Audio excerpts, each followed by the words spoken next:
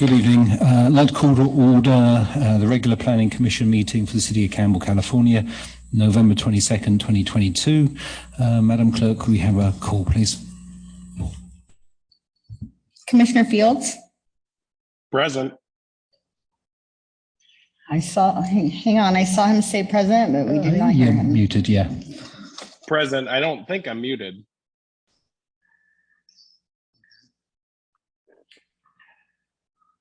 We still can't hear you, Commissioner Fields. Okay. Present. Can you try that again? Oh, no. Present. Nope. I can hear you. Does that count?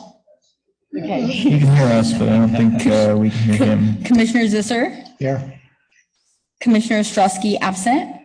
Commissioner Kemkar? Here. Commissioner Cray? Here. Vice Chair Bookbinder? Present. Chair Ching? Present. Okay, thank you. Has everybody had a chance to look at the minutes? Any corrections? No? Okay. I move approval for the November 8th minutes. I'll second. Thank you. If you have a roll call on that, please. Commissioner Fields? Aye. Commissioner Zisser? Aye. Commissioner Kemkar? Aye. Commissioner Cray? Aye. Vice Chair Bookbinder? Aye. Chair Ching? Aye. Director Eastwood, do we have any communications, agenda modifications, additions, postponements, etc.? Thanks, Stuart. Stuart, Chair Ching. No agenda modifications or postponements. We have a variety of desk items just to call the Commission's attention to. A few on your first item, which I believe are public comments, and a few from staff on the second item. And we'll be happy to introduce both of those with each item. And Thank you. Okay, so this is part of the agenda where we accept all requests. This is part of the agenda where members of the public may address the Commission on items concerned to the community that are not listed on the agenda this evening. People may speak up to 5 minutes on any matter concerning the Commission. So I'll open it for all requests. Do we have anybody in the room? Anybody online, Madam Clerk? We do not. Thank you. So I'll close it. Sorry, I missed this, but I have a communication. I got an email from the mayor thanking the Planning Commission for our work on the joint session with the City Council, saying that he really appreciated that we respected the time restrictions and that we in fact got through everything in time and in fact had room for staff to do a wrap up at the end. So we did well. Hold on, Commissioners. Okay, thank you. So moving on to the two items for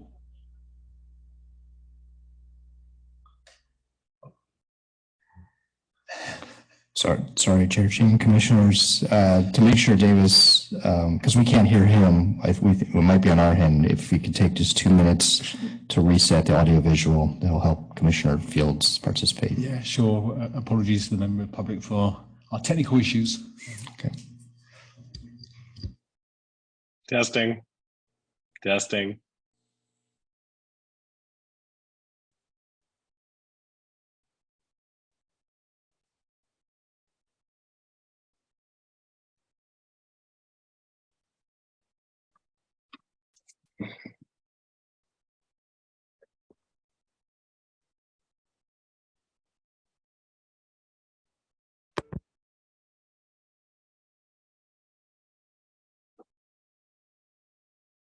Testing.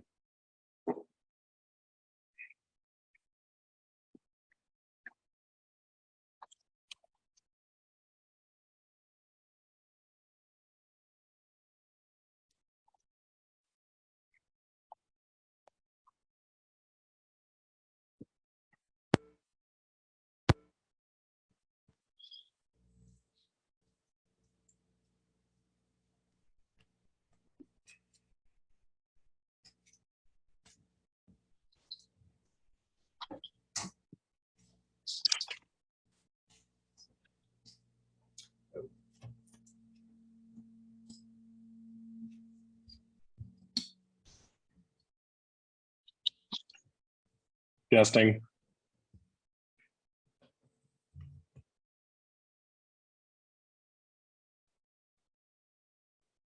Testing.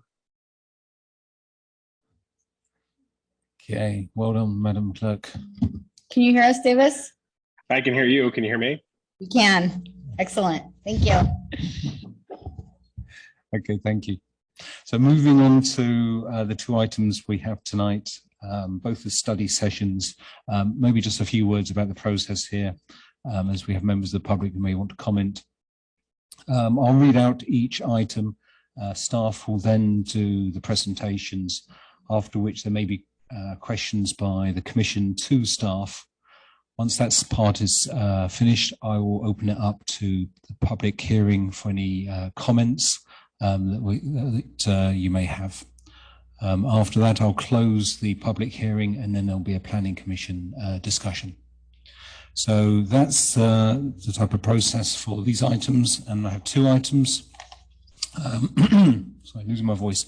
PLN-2022-78, study session to consider the preliminary request of Field to Barrel LLC for property located at 48 Civic Centre Drive for construction of an approximately 2,770 square foot, two-level commercial building, first floor seating area plus rooftop patio, to be programmed to accommodate a craft beer tap room with related off-site public improvements, including reconfiguration of the adjacent sidewalk and street curb line to accommodate a new curbside loading trash pickup zone.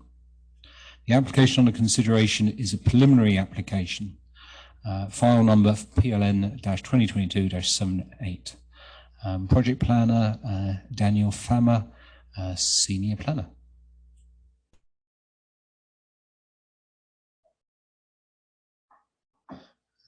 We've got the gremlins in sight, have we?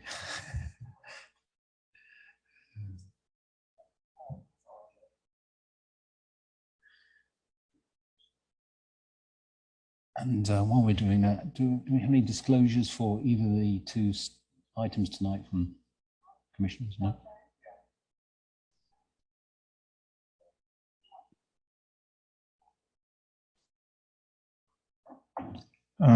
If we're to disclose when we visited the sites, I walked right by the site and had a look at it on the way over here. You daredevil. I did too. I've also visited the sites, and I've been to Out of the Barrel, Pruneyard, and Los Gatos locations. I drove past it this evening. Okay, I drove past it this afternoon.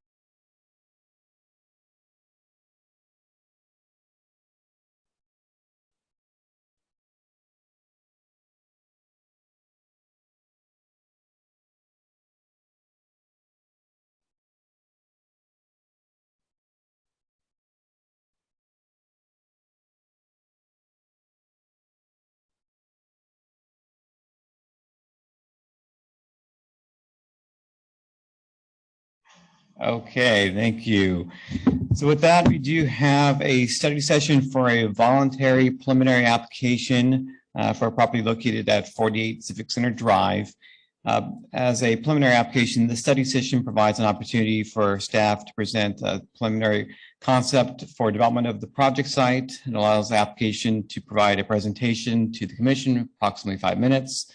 Allows the commission to engage in some Q&A with staff and the applicant, and then to provide feedback to the applicant that can better inform submittal of a formal development application for the property. So let's see here. In terms of the project site, it's a fairly small parcel, just under 5,000 square feet, located on Civic Center Drive, west of Harrison. This is within the city's downtown proper in the C3 Central Business District zoning district, the corresponding central commercial general plan land use designation. This is a small vacant remnant parcel that was sold by the now defunct RDA and had changed hands a couple times. This is the second study session for development of this site. The commission did review an earlier iteration under previous ownership some years ago. The concept before you now is a two-level, approximately 3,000 square foot commercial building that would be designed to accommodate a craft beer tap room. The hours of operation is noted here at 10 a.m. to 12 a.m. on weekends, 12 p.m. to 11 p.m. on weekdays. The plans show ground and rooftop patios. The business would have beer and wine service with some food and upper and lower level kitchen areas. Applicant is requesting live entertainment. And the application would also include reconfiguration of the adjacent sidewalk and curb line. So in terms of site parking roadway layout, this property is within the boundaries that are established by AB 2097 that exempt new development from any parking requirements beginning January 1. This is well within a half mile of the city's downtown light rail station. So there is no longer a parking requirement that would apply to it. The applicant initially sought to seek relief through a parking modification permit, which would have raised the application review to the city council. But with that now moot, the planning commission will retain decision-making authority absent an appeal with a formal application.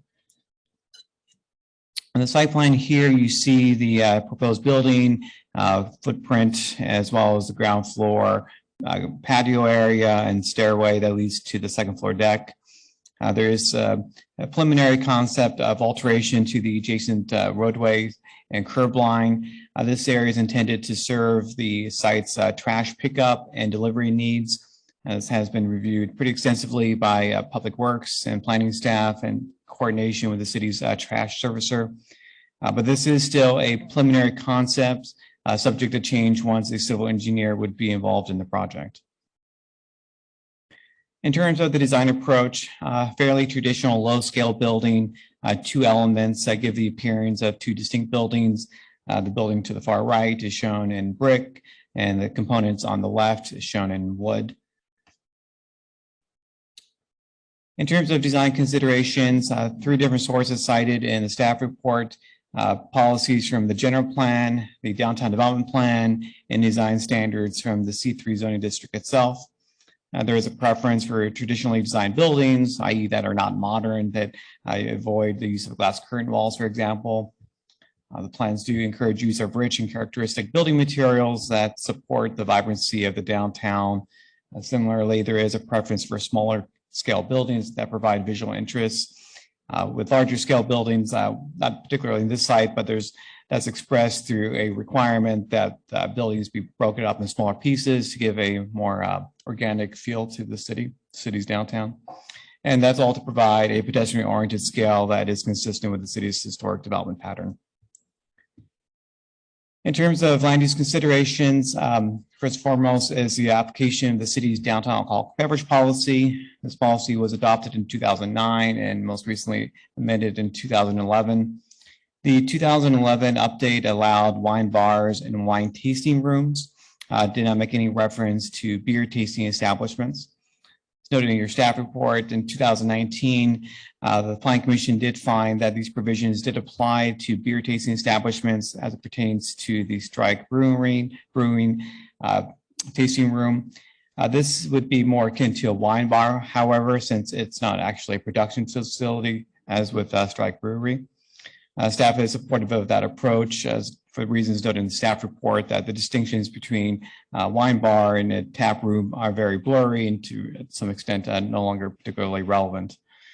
However, consistent with the traditional understanding of a wine bar that does include a food element, that would be recommending issuance of a type 41 license, which is more appropriate for an eating place rather than a tavern. Similarly, this would be also consistent with the application of the policies language that wine bars and wine tasting rooms be limited to a closing time of 11 p.m. Now, irrespective of conformance with the downtown alcohol beverage policy, the city zoning code also requires that the planning commission make a determination with pertaining to the overconcentration of alcohol serving establishments within the surrounding area. That term is not defined and has been looked at differently over time. Most recently, the Planning Commission has used the boundaries of adopted area plans or shopping centers as kind of a more objective basis for what the term surrounding area means. And staff would recommend maintaining that past practice. In this particular case, that surrounding area would be defined as the boundary of the downtown development plan. Other considerations involve potential for noise impacts to the adjacent neighborhood. And so to that end, staff would recommend that live entertainment be limited to 10 p.m. on Friday and Saturday and 9 p.m. the remainder of the week, and prohibit cover charges so that the live entertainment is an ancillary component of the business consistent with the city's policy. With regard to noise impacts from the live entertainment, staff would also recommend that performance just be limited to the ground level patio and not the rooftop. And then similarly, we would be looking for preparation of an acoustic study to review potential noise impacts from the rooftop patio area to see what type of mitigation measures may be warranted, such as a glass barrier to help minimize sound impacts in the late evening. With regard to security, some standard security requirements, we would be looking at installation of security cameras, as well as security lighting, particularly along the westerly wall that's adjacent to a public-private pathway that connects from the public sidewalk to the rear alley. And then through a live entertainment permit, the city council could also require provision of security staff as recommended by the police department. So in terms of commission feedback, staff would be looking for feedback on the overall design approach, the building's form, massing materials, the general site layout, the land use, particularly in terms of the accessibility of a tap room with regard to conformance with the city's policies and plans, and then the overall compatibility impacts such as noise, live entertainment, and security. And with that, I'll take any questions the commission may have. Okay, thank you, Daniel. Commissioner Craig.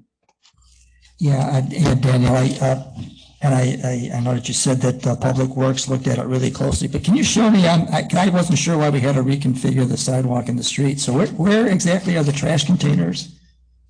And that drawing, I didn't see them. So this really stems from the fact that Civic Center Drive is a fairly high-speed roadway, and it does present some safety issues for trash trucks and delivery vehicles to simply stop on the street.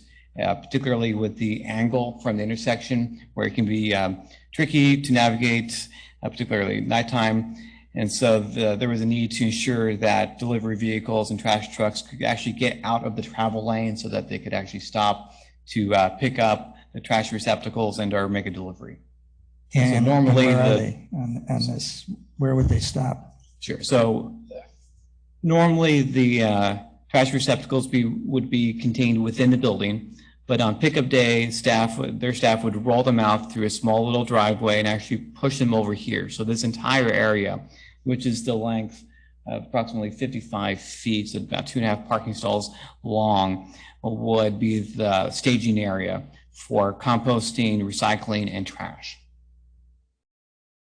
Okay. So they would be placed here, and then the trash truck would come in behind them and pick them up. And that's not part of the regular street. The normal street is correct. Yeah, this would literally be hashed out and not part of the travel lane. Yeah. And it would be signed as basically loading zone only. Okay, and yeah, that's fine. I know you said you guys looked at it closely. I just couldn't figure out from the drawing exactly where that was. And my only other question is, maybe it's moot. I guess it was in the applicant's letter to us, talking about something, and I know that's with the state laws, the parking isn't an issue, but the applicant said something about the project will request a waiver or an in lieu of assessment / agreement for the on-site parking requirements. You know, what does that mean, or do we have? That was a discussion that started prior to the adoption of AB 2097. It's no longer relevant. Okay, thank you. Commissioner Kemker.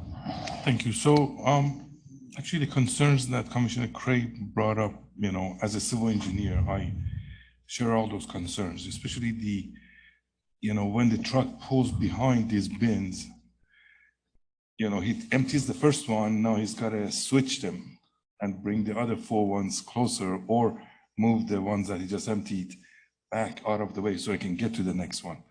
And so I just want to make sure that when this gets to the public works stage, they look at that actual the logistics to make sure if they have to lower a curb to make it a flush curb to make this.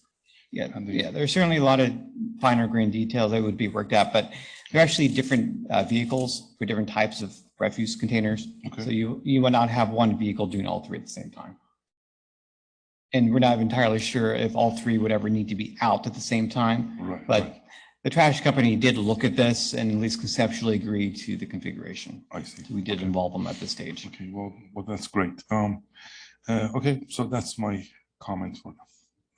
Thank you. In terms of, in terms of live music, do we permit live music outside of special events anywhere downtown? In terms of other establishments? Yeah. Yes, I mean, there are other establishments that do have live entertainment approved. Willard Hicks has a DJ. I believe Tesora's has approval for a band. Several restaurants have approval. Whether or not they use that approval is a different question, but it's Are any of those for approval for outdoor? Live for music? outdoor. Yeah. I do not believe so, no. Okay, so this would be novel in that way. Yes. Okay, thanks.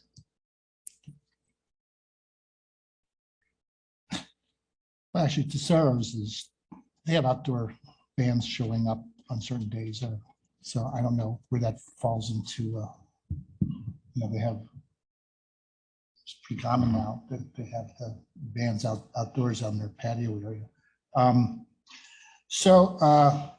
I hadn't really thought about the garbage and delivery thing until I saw and you discussed it. So is there anything in terms of a question? It's like, is there anything in terms of either the garbage company or the city in doing more than just having that? I mean, that area is there, and it's a no parking area over at the next building, in front of the next building. But I drive that almost every single day, and or walk across the street in that area, and cars come pretty fast from the east.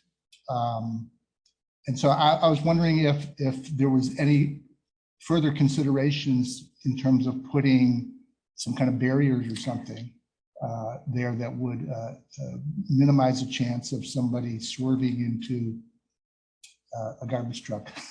Well, or having something else. Well, perhaps I should happen. clarify. So what we're actually looking at is a shifting of the actual curb line. Okay. So we're actually widening the roadway width to kind of, there's additional public right of way on this property. The property line is a little unusual, which actually provides flexibility to push it down and feather it over to allow those vehicles to deaccelerate as they approach the loading zone, which is the idea. And so this actually, I probably should have shown the current configuration, but what we're looking at is that existing curb line over here on the far left being pushed downward. And then that kind of continues all the way down over here to this point of intersection. So it's a lot of new curb that would be created to create more space for those vehicles to move out of the travel lane. Okay.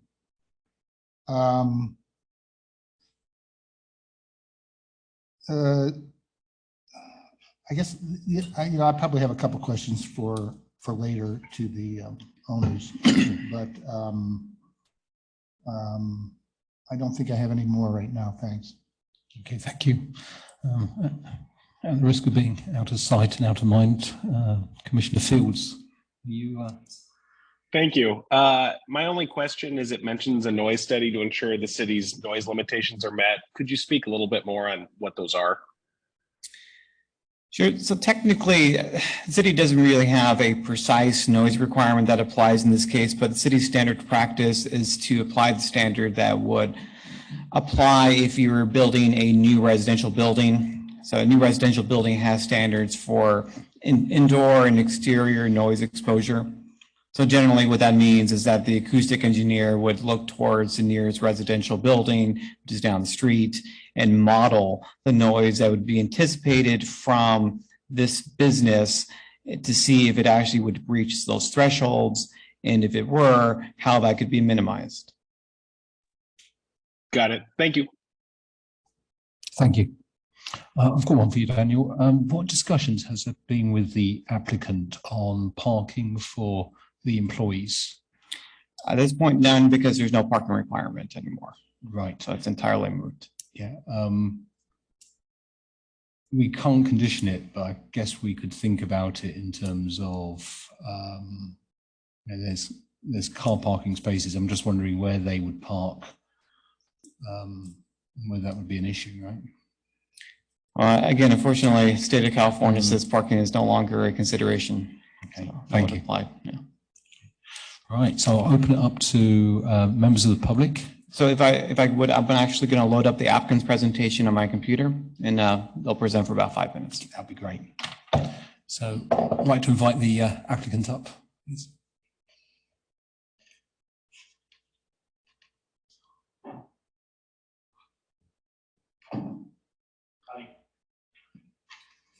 I don't think you're on. Is it on?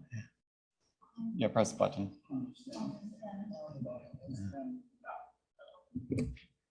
How about now? Okay, great.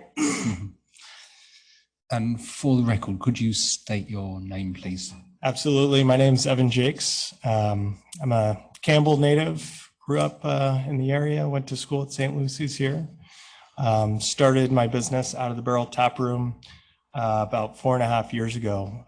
Our first location was in the Prune Yard, actually, which couldn't think of a better place. I remember going to the Prune Yard when I was a kid. My sisters did dance recitals in the courtyard there, if you remember that old courtyard, a long time ago. But anyways, to get to the point, I started Out of the Barrel as a craft beer tap room, really to bring more awareness and availability of really great craft beer, which we are just absolutely blessed with here in California. We have a lot of great breweries.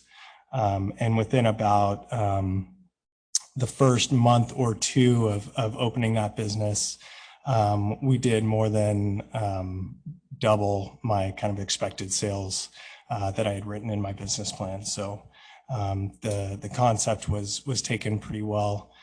We've done pretty well since. Daniel, if you don't mind going to the next slide for me, that'd be great.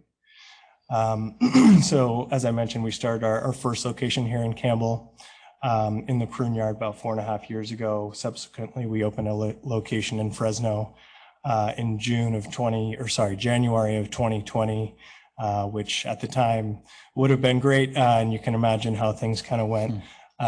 It's still a great location. The location that we have in Fresno is very similar to the Prune Yard. It's a very nice area of Fresno, but toll has been taken in that area in general. We opened a third location in Los Gatos about 1.5 years or so ago. That one's going very well.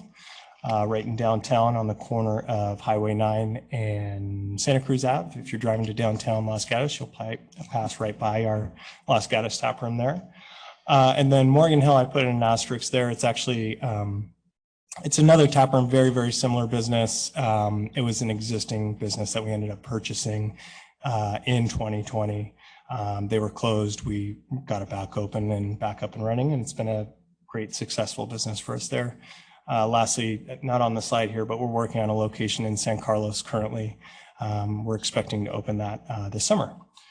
Out of the Barrel Tap Room, what we're really trying to do here in Campbell, like I kind of mentioned before, is create community around great craft beer.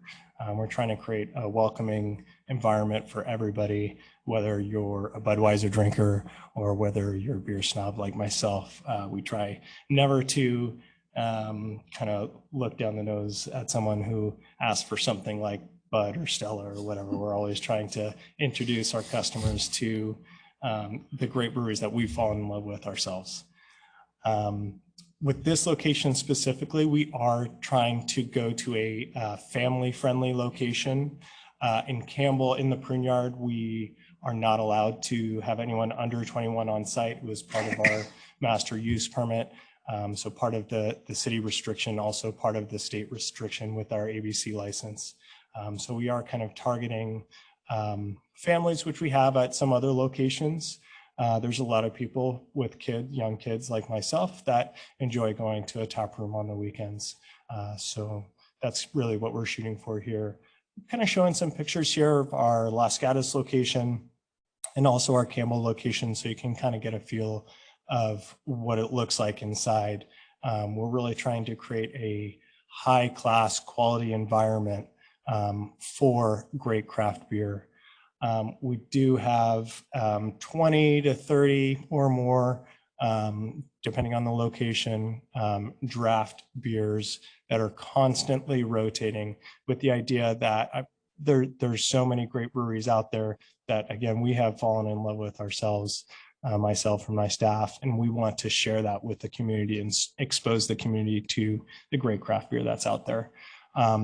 Depending on the location, we are serving wine. So in Campbell, we're serving wine. In Fresno, we're not. It's a different license type there. Los Gatos, we are. All of our locations, we do have kombuchas, hard seltzers, ciders, and then a variety of non-alcoholic options as well.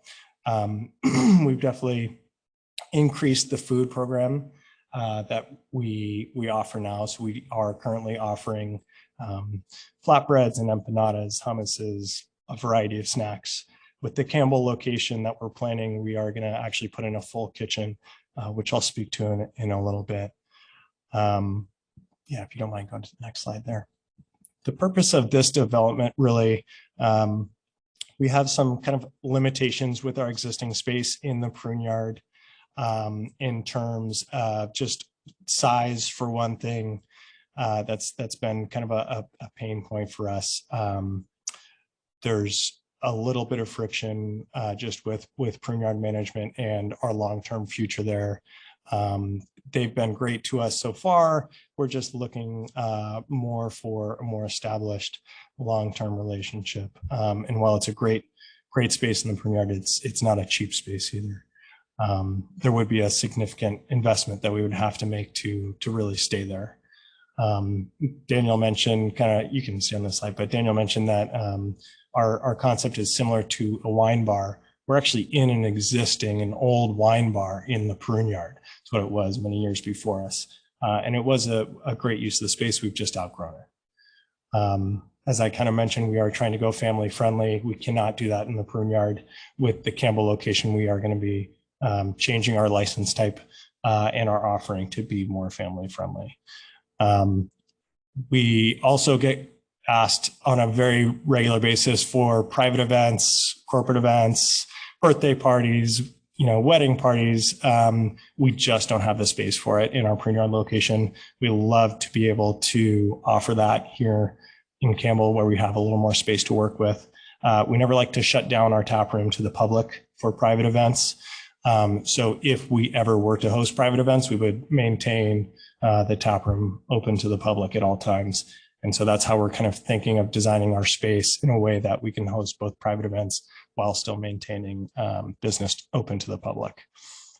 Live music, we're not looking to host raves or rock concerts here. We're looking to host small bands with acoustic guitars and that type of thing. We're trying to create a welcoming environment. That's something that I certainly appreciate when I go out, whether it's myself or friends or wife and kids. It's always nice to have a good musician with some live music. It's just really hard to find around here. So we would like the opportunity to do that. I mentioned that we're going to have a full kitchen on site. We're actually going to have kind of two different kitchens, one for really counter service, small bites. The other one is going to be, in my concept, it's more of almost like a rotational food truck, type of program. Instead of having physical trucks outside, we would actually have a full kitchen within our tap room on the second floor there, where we have the space for it, where we can host different food vendors on a regular basis, so that you can kind of get a taste of different food options. To me, one of my locations in Morgan Hill, we actually do host physical food trucks there. And the really cool thing is seeing people that started out as just a small catering business, grew, tested out some concepts, brought in a crowd, kind of gained a following, and then actually established their own brick and mortar store in town. And so that's been really cool to see that we were kind of part of that development for those small businesses, and we'd like to do that here as well. And then just really anchoring the presence of great craft beer in downtown Campbell. There's a few places other than ourselves to go and get a good pint around here, but we feel like going into this location really cements our presence here in town. Daniel kind of talked a little bit about what our development is. It's approximately a 2,700 square If I foot could building. just butt in, you could talk to me about craft beer all night. Yeah. I'm just cognizant of time, so. Absolutely, I'll speed it up here for you. Thank you. Yes, sir. We're going to have an occupiable rooftop. The idea is for rooftop dining. We can kind of go through some of the slides here, and you'll see really the design features. We're trying to make it kind of a throwback to the origins of Campbell, but also in a modern, clean and architecturally pleasing look with your horizontal wood slat fencing, also some metal mesh features there for ivy to grow up, and glass storefronts that would be operable.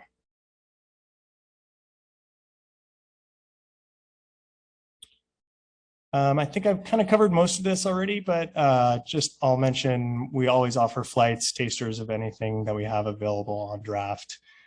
We have a wide variety of cans and bottles available for both on-site consumption or off-site consumption. Last I looked, just in the past 12 months, we had over 5,000 different products that we'd offered throughout the year. We asked for hours up to 12 a.m., but in further talks with Daniel, we'd be willing to cut that back to 11 p.m. to sit within city standards, and then live music ending at a reasonable hour. One thing I do want to talk about just briefly, which does kind of take more precedence, is the ABC license type. So there's a lot of variations and restrictions that ABC has, ABC being Alcohol Beverage Control, the state licensing authority. We are currently asking the city for approval to do either a type 40 or a type 41. And the difference between those two is basically food, more or less. I could talk to you for a long time about ABC's restrictions. Once it gets to the state level, there's a lot of very arbitrary restrictions that they would place on operators.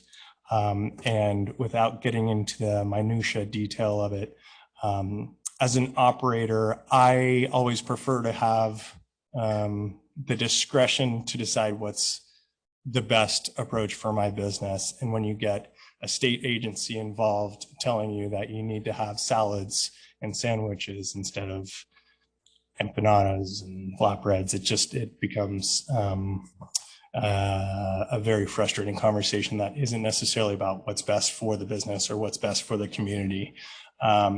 The main reason that we would be going after a type 40 versus a 41 is because we are trying to create a family-friendly environment. So a type 40 allows you to have beer only. We would not be allowed to serve wine under this circumstance, but you are allowed to have under 21 on site. If we do a type 41, we can serve both beer and wine, which is great. And we can have under 21 on site. But then you get ABC involved, basically dictating what your menu has to be. And that's what I want to try to avoid. If we can get them to agree to our program with a type 41, great, then everybody wins.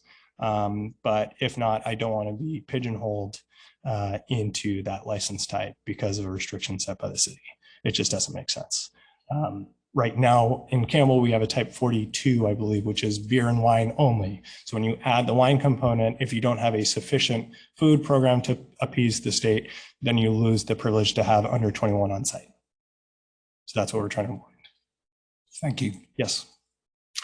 I think that's Okay. pretty much it. We can talk about the offsite improvement. Actually, Daniel, if you go to the next slide here, we show kind of a depiction, the top being the existing condition of that sidewalk and curb line, and then the proposed changes. So as you can see, there is kind of a hashed sort of loading area. There is parking there. We're just trying to take advantage of that and elongate that and then realign the curb sidewalk, maintaining a 10-foot wide sidewalk extending into our property.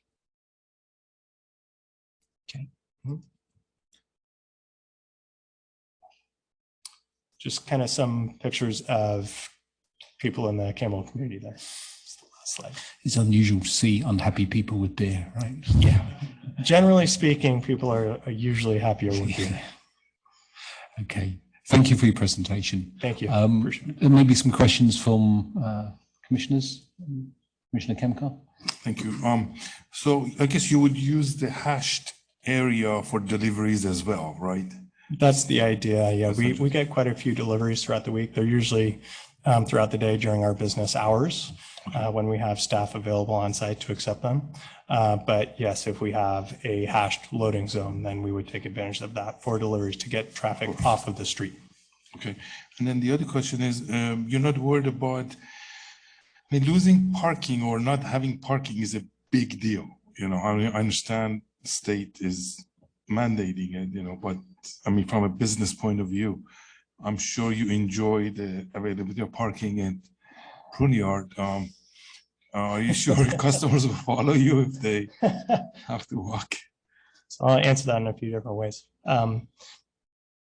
I cannot tell you how many people have told me that parking in their Pruneyard is extremely frustrating because they have to park, 500 feet away in the parking garage, or they've circled the parking lot for half an hour trying to find a parking space. Parking is limited everywhere you go. Downtown Los Gatos, we have 2 parking spaces assigned to us.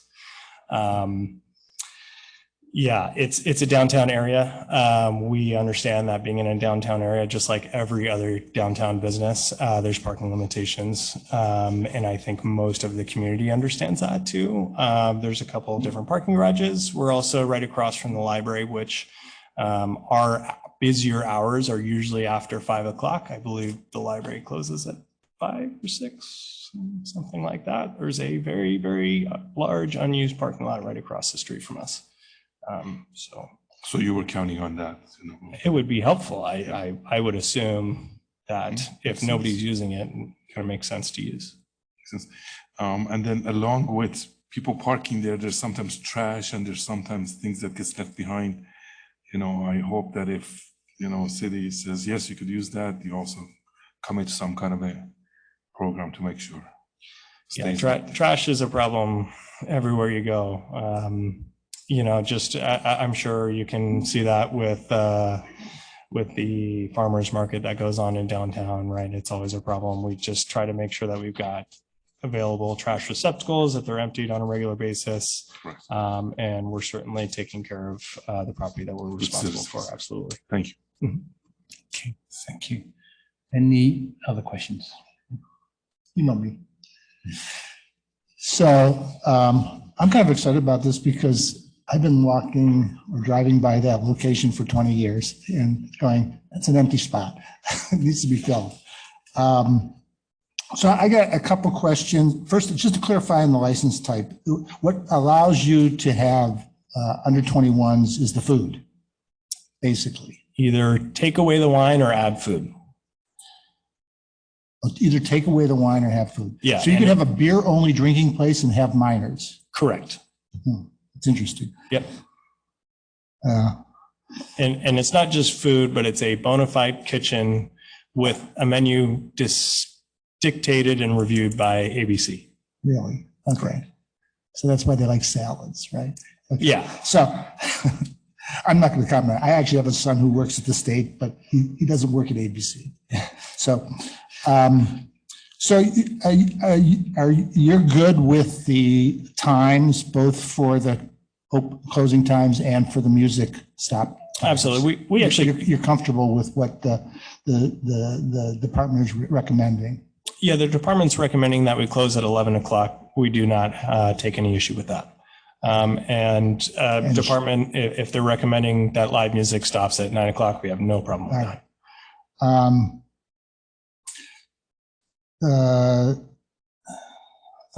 thought I had something else, but I do have something else. It's just you have a lot of uncovered area. I mean, I think the rooftop and open, it's great. I mean, we don't have much rooftop stuff here, so I think it's a great thing. But and it doesn't rain a lot here. We're hoping it rains more. But I just wonder if you have other locations where you have outdoor, and the weather sometimes makes it difficult, whether it's cold or whether it's rainy. What's your take on how that's going to work? I'll kind of say two things to that. First, our original design was much larger and had a lot more interior square feet. It was a budgetary problem. We couldn't build the building as large as we wanted to, with as much indoor space as we wanted to. So we cut it back significantly with a lot of outdoor patio on first a budgetary kind of mindset. So that was one major consideration. The other consideration is, if I've learned anything from the last 2 years of operating, it's that outdoor dining is absolutely crucial to our survival. And every single one of my locations that did well was because of outdoor dining. If I didn't have that, I wouldn't be here today. Our Campbell location is very, very largely outdoor dining, thanks to an expansion of COVID rules. I would say the same thing with Los Gatos and also with Fresno. I just actually completed a large outdoor patio conversion at our Fresno location. So it's absolutely crucial. We are trying to provide covered dining outside as well on that first floor for when it does rain, the rare few days in California that we get, right? So I would say, yes, we'd love to have more indoor space if we could, but money is a consideration. I wasn't actually suggesting you have more. I was just curious from a point of view of have so much outdoor space, and we don't have as much inclement weather as you might have in other places in the country, but and then it gets cold. So are you thinking of heaters? We would love to do heaters. Commissioner Zisser, just so we get everybody have a chance to ask questions. Yes, no worries. I'll just try to answer quickly. We will try to do heaters. We will not have gas at the site. It will be all electric, so they would have to be electric heaters. And lastly, one of the areas that we looked at modeling this space after was Fieldwork Brewing in Monterey. If you haven't been there, I'd recommend it. They are 100% outdoor. Okay, thank you. I won't ask about beer. I'll do that. Thank you. Commissioner Fields. Yeah, just one question on the live music. Could you speak a little bit to the motivation for that? Because I wasn't aware you did that at your other locations. Do you think that's a business driver? Or is that just something you think adds character? Like what all went into that? I'd say kind of all of the above. Personally, it's something that I really appreciate when I go out, is a good live band with reasonable volume, for sure. We do not have it at our Campbell location, our Los Gatos location, or our Fresno location, and probably our San Carlos location, all because of restrictions placed by city or state enterprises. So it's not that we don't want it, it's that we're restricted and are not allowed to have it. So we're asking for it, hoping that we can create that type of environment here. And it's not crucial, but we think it would add value to the space. Thank you. Thank you. Okay, no more questions. I have one question. There was an email from a resident suggesting a type of play area for kids. What are your thoughts on that? Because I know area is tight. I would love to, if we had the space. We've definitely seen that at breweries that I've attended myself in Texas, for example. I would say we'll try to have games that are both adult and family friendly. If you've seen like Giant Jenga, cornhole is another good one. So things of that nature. Okay, thank you. Mhm. Thank you. Thank you very much. Appreciate your time. Are there any members of the public in the hall that would like to talk on this? Lisa, if you could come up and state your name and address, and for time, if you could keep your comments to about 2 minutes, that would be appreciated. Sure. I'm Bruce Bowen at 393 East Campbell Avenue, and I'm the adjacent property owner for the office building. And I'd just like to say, I know that Out of the Barrel, they do a great job. I love the design of the building. I really think that it's well designed. There's something though that when we designed our building back 22 years ago, the idea and the assurances that we got from Steve Piasecki, who was the planning director at that point, was that the setback from the property line on our side would be repeated on the other side, and that there'd be a large walkway that ran through that linked all the properties. So my concern is with this being built right up to the property line. I don't think that that serves the original purpose for which it was designed. And so I would like to get rid of that walkway and that easement. I think that it's going to be trouble at night, at midnight, when people come out of the bars and they're trying to get back. And it's a very narrow spot. There's already issues along there. We spent a lot of time cleaning up the bushes, cleaning people out. It's a mess. And so we would really like to see that go away. We understand things change, and if he's going to build that close, that's fine. But we would like to take out that area and actually put landscaping in, because now we've got a building that's 3 to 5 feet away from our building where we have windows. And we'd like to be able to put some landscape screening in there, so that, because right now it's just one big vertical wall.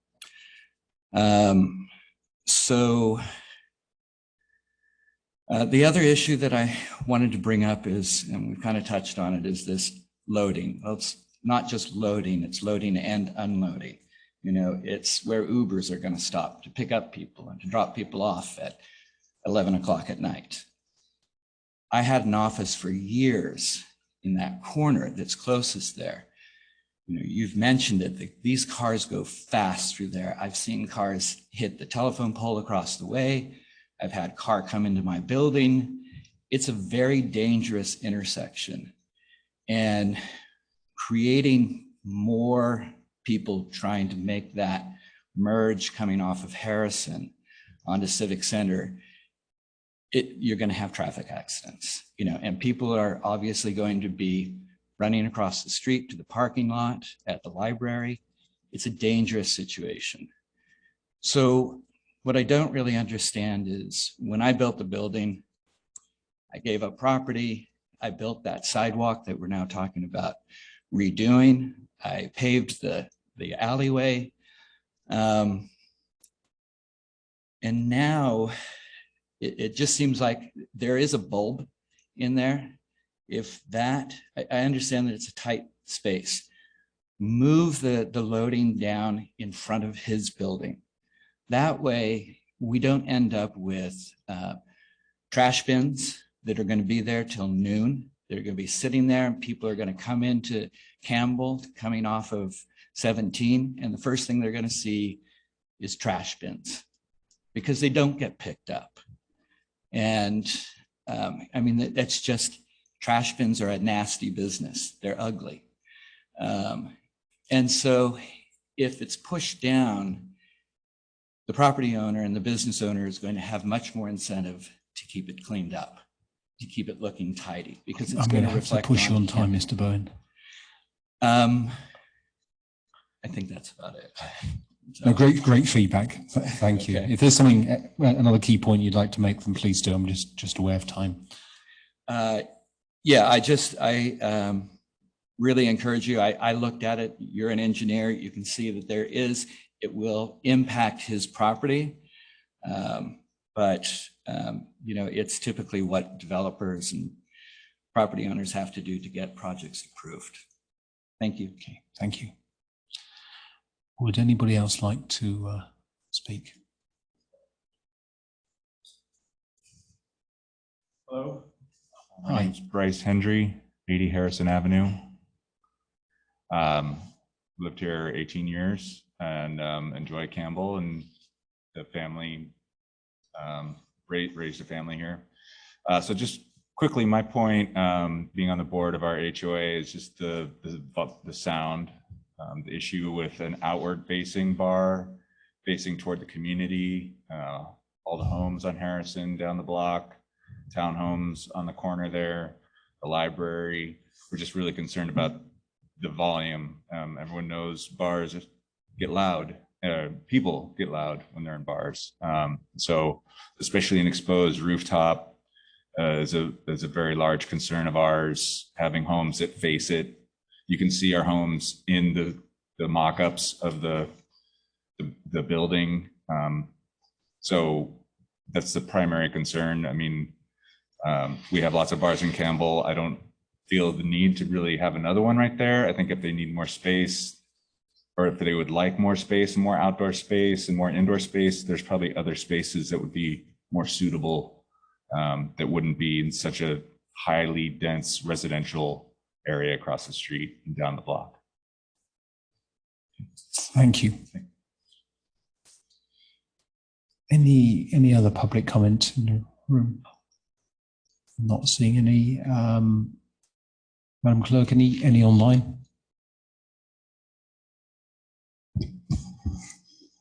Yes, Mary Forbes. Hi, Mary. Can you hear us? You're on mute. Okay. Now can you hear me? Yep, loud and clear. Okay, thank you. I also live in the HOA development where Bryce Henry, who just spoke, lives, a little further in. But I had about 3 or 4 comments. I share Bryce's comments about the noise, the outward facing. Also, the size of the property, as was described as a remnant property, really seems too small to me for the goals of this brewery. Well, not a brewery, but a bar, a beer serving establishment. The parking, even though it's not a requirement anymore to have parking on site by the city, it still will be an impact, I believe, a negative impact in the area. People will be parking in all the residential area. I also share the concern of the owner of the property built on the corner there. I can't remember the beautiful Italian, I call it Italian style. I want to compliment him on that architecture. It's been a great addition to our city. I think the parking will be a problem with the employees and also the residents and in our community and down Harrison. I also am concerned that, like other people have mentioned, that Civic Center Drive is not conducive to any trash pickup or loading and delivery. It's way too tight a space. A lot of us walk that area downtown. The sidewalk, as has been established by the gentleman who put in that building, helped it become very beautiful. It's a very nice walking space. I think having the trucks and the pickup and all the other issues that have been mentioned would be really a detriment aesthetically and functionally negative. So even though I think the product sounds great and all that, I agree with Bryce and others that a different location in Campbell where there is a lot more space and adequate parking for employees and guests would be much more highly desirable. Thank you. Thank you. Do we have anybody else? You do not. Okay, thank you. At which point I'll close the public hearing and Pass it to the Commission. Commissioner Fields. And just remind me procedurally, this is where we're sort of giving our take on this development, but since this is a pre-application, nothing is binding. Is that what we're doing? That's correct. It's to express our thoughts on it per Daniel's. I think he had about 4 items on there. I think understanding, I think my primary concern is related to my question just about noise levels, which I think is probably echoed by some of the residents. So just understanding what mitigation could be put in place, or really what we're talking about, decibels or whatever that would be, because it does resonate with me that live music is a fun feature, acoustic stuff. It can really add to the atmosphere, but there are homes right there. Overall, I do think it's a great story. It's local business. I've frequented it. The location looks nice. I think it would add to the character of downtown. Not touching parking, since that isn't really something that we are weighing in on anymore. And yeah, stated my probably primary thing I'd love to hear more about if this ever does get to the application stage is noise. Thank you. Thank you. Commissioner Zissa. Yeah, appreciate the input from Mr. Bowen, and I didn't get Bryce's last name, but and the lady on the line. Yeah, I had expressed some concern about the garbage pickup, the park, and also the delivery area, because it is a, you know, people do go pretty fast on Civic Center Drive after they, you know, coming across from east across the railroad tracks, they make that turn pretty quickly, and so cars are moving pretty quickly. I live down the street towards the other end of Civic Drive, and closer to Winchester, and I'm quite familiar with how cars drive on Civic Center Drive, and so I'm a little concerned because the bypass street, Civic Center Drive, and whatever the other one's called, Orchard City.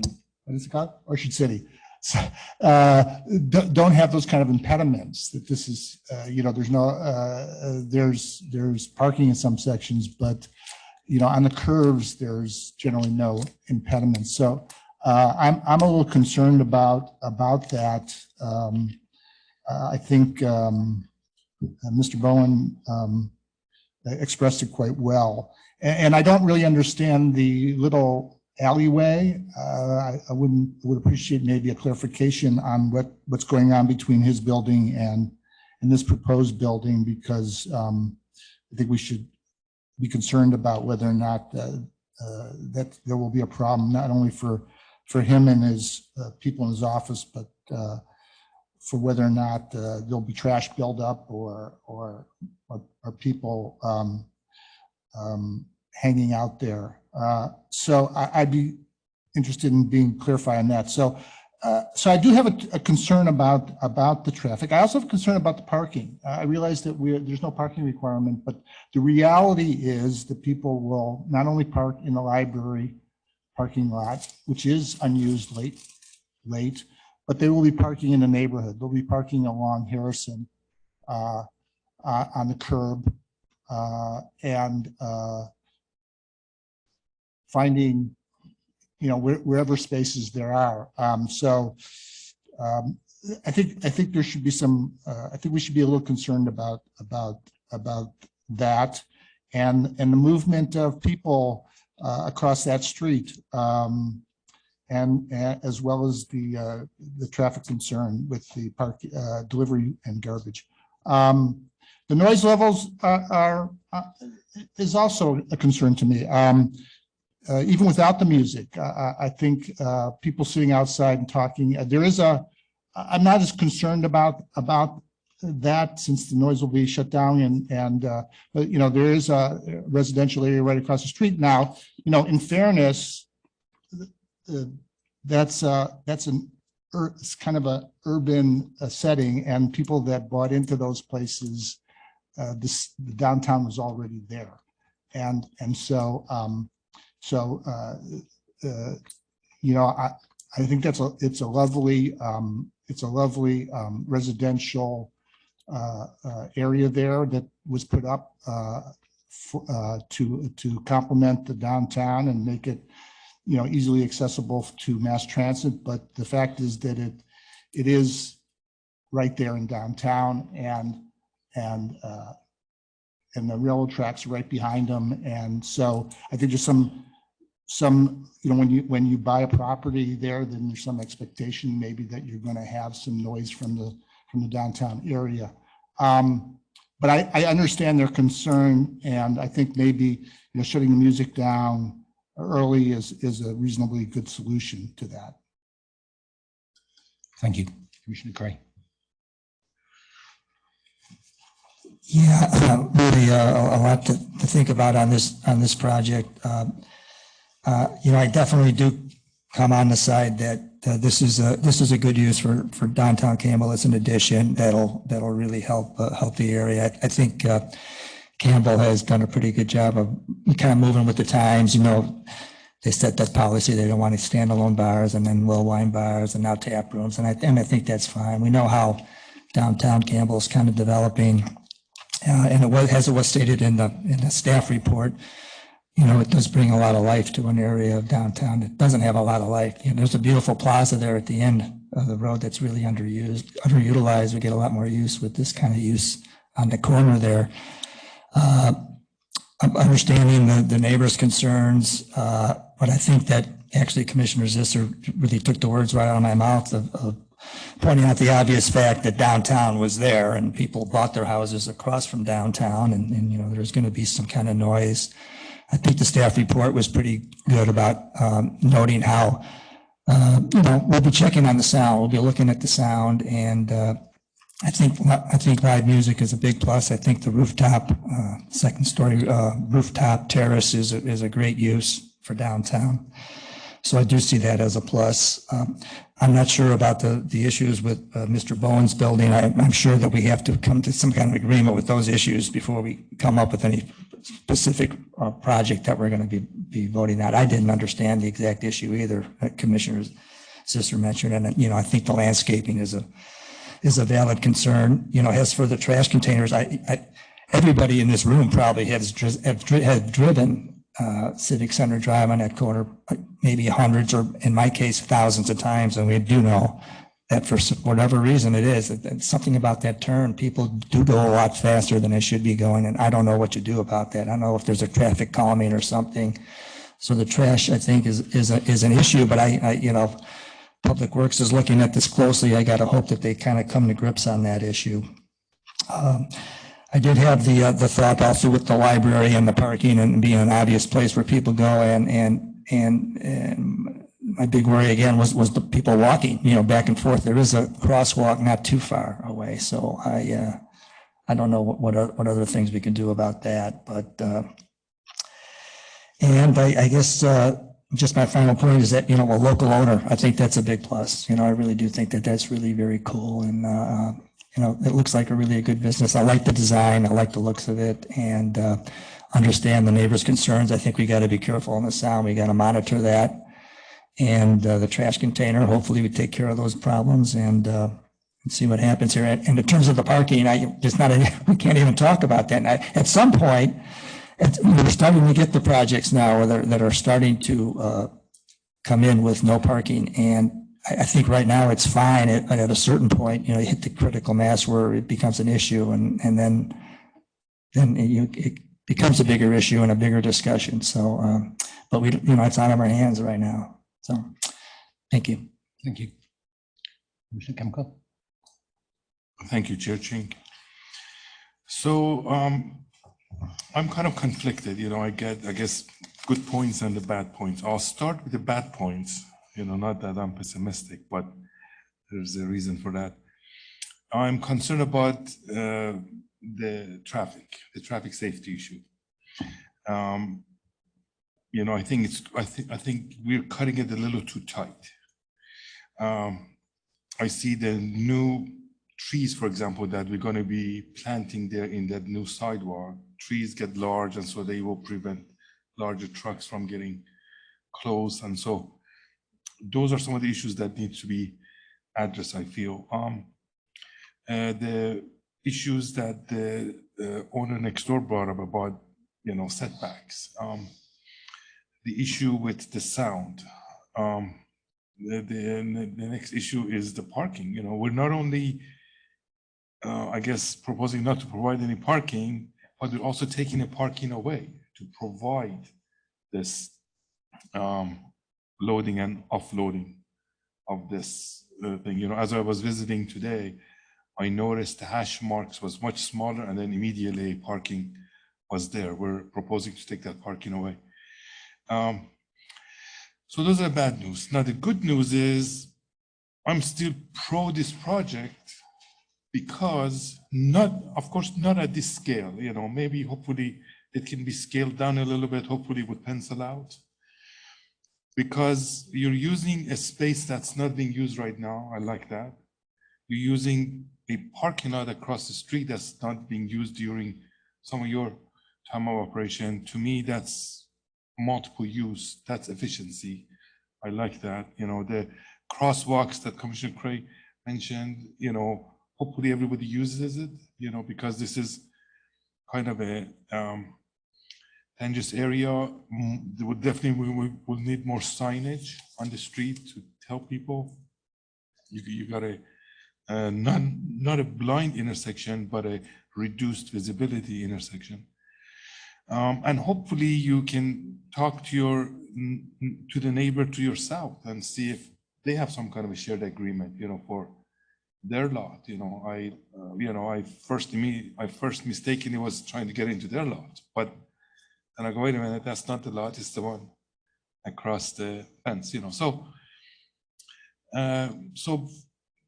I guess I guess and definitely we need to respect the neighbors. They were there first, so your music has to be tamped down and be respectful of them. Hopefully they will become your customers, you know, they don't need parking anymore. Okay, so I think you should go forward, but maybe in a maybe a little bit reduced scale. I think we're pushing too many limits, you know, with the current project. Thank you. Thank you. Vice Chair. Thank you. I find myself disagreeing with Commissioner Kamkar. I think this is an exciting project. I know. I'm very keen on roof decks. You've seen me up here before, so I think that's a really fabulous idea. I think it would be a wonderful addition to our downtown, certainly an improvement over a vacant lot. So a couple notes on the noise issue. I took the liberty of looking up the city's ordinance. It's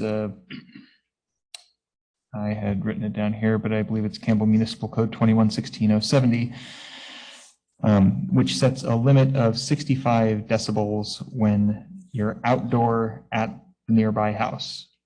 So if you're 100 feet away, it should be, you know, 65 decibels at 100 feet, if I'm understanding this correctly. So for context, a normal conversation is about 60 decibels. Every 6 decibels is doubling or halving in volume.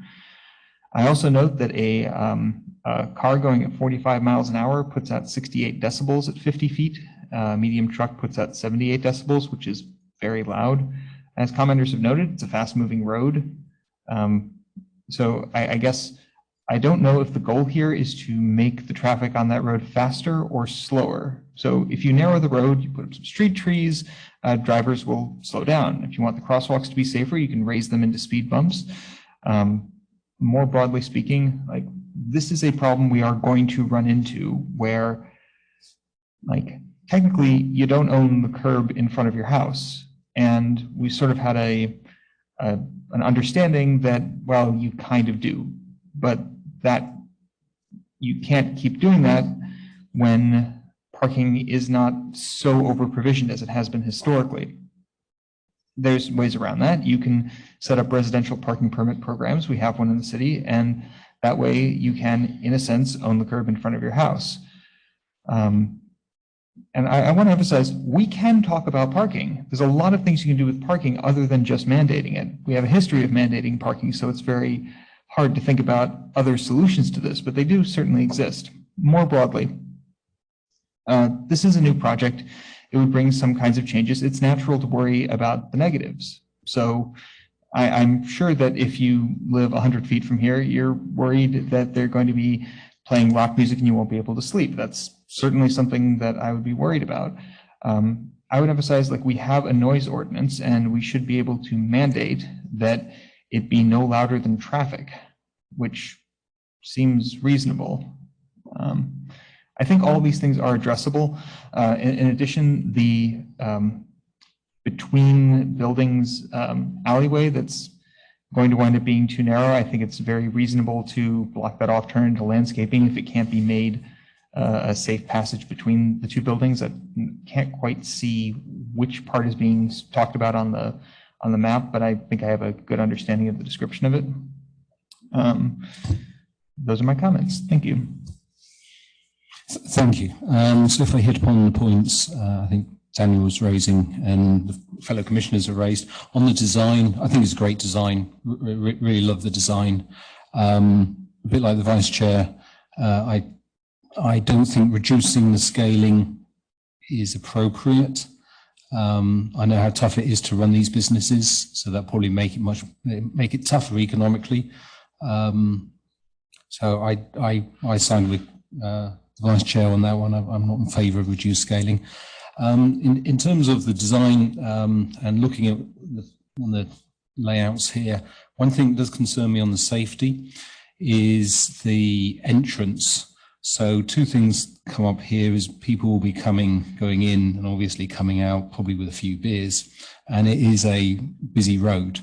I'm wondering if there should be railings along by the entrance if people fall out, or if people come out of the entrance and push somebody on the curb into the road, the railings would actually prevent that. I missed the opportunity to ask the applicant about people congregating at the entrance late at night, because it's going to be open on some nights till midnight, and you tend to get thinking about some of the other bars around here, people waiting to go inside. Again, a safety concern would be if you had half a dozen people there, you had a driver and he mounted the pavement or the sidewalk, he or she could be driving into a bunch of people outside of the building. So again, some type of railing might mitigate that. Bike racks. I'm not quite sure how you put bike racks in there, but I'd like to see some thought given to that, probably inside in the open area, but encouraging people to, again, bike and have a little bit to drink, and having somewhere safe for their bike would be a good thing.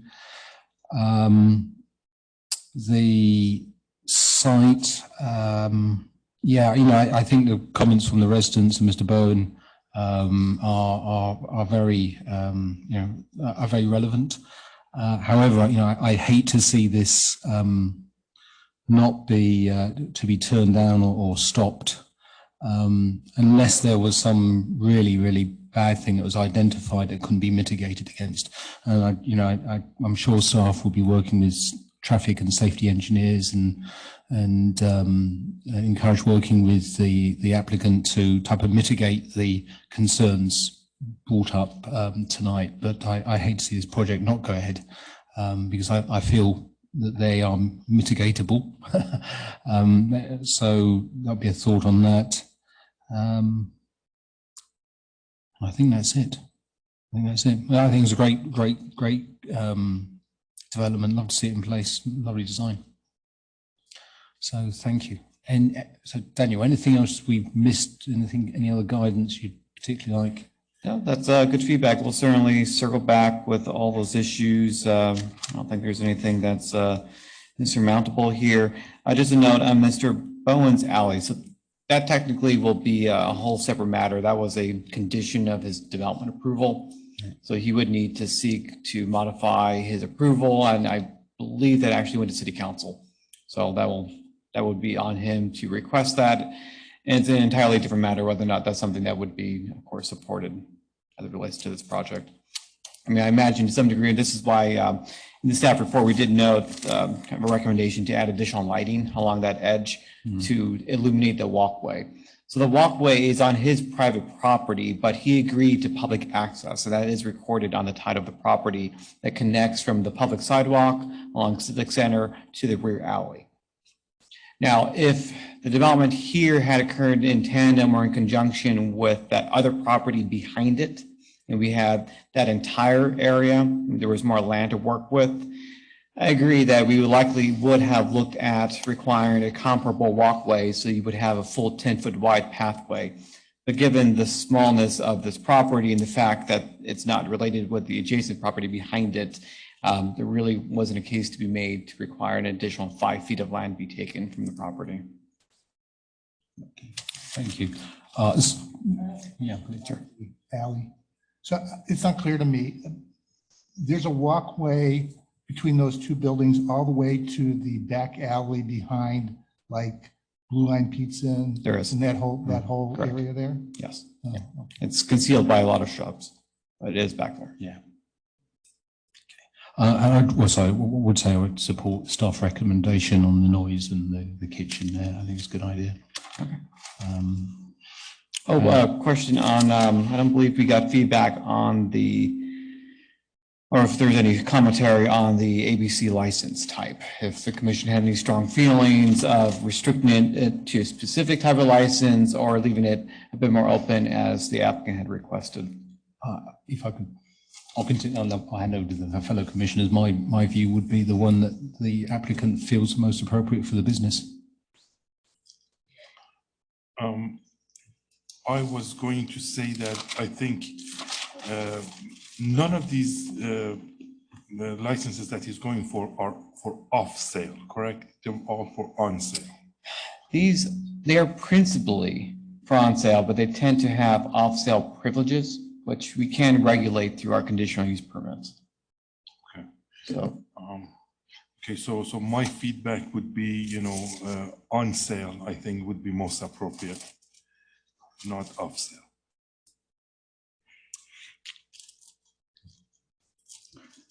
I would, like, my preference would be to provide food as well, to make it not like less of a bar.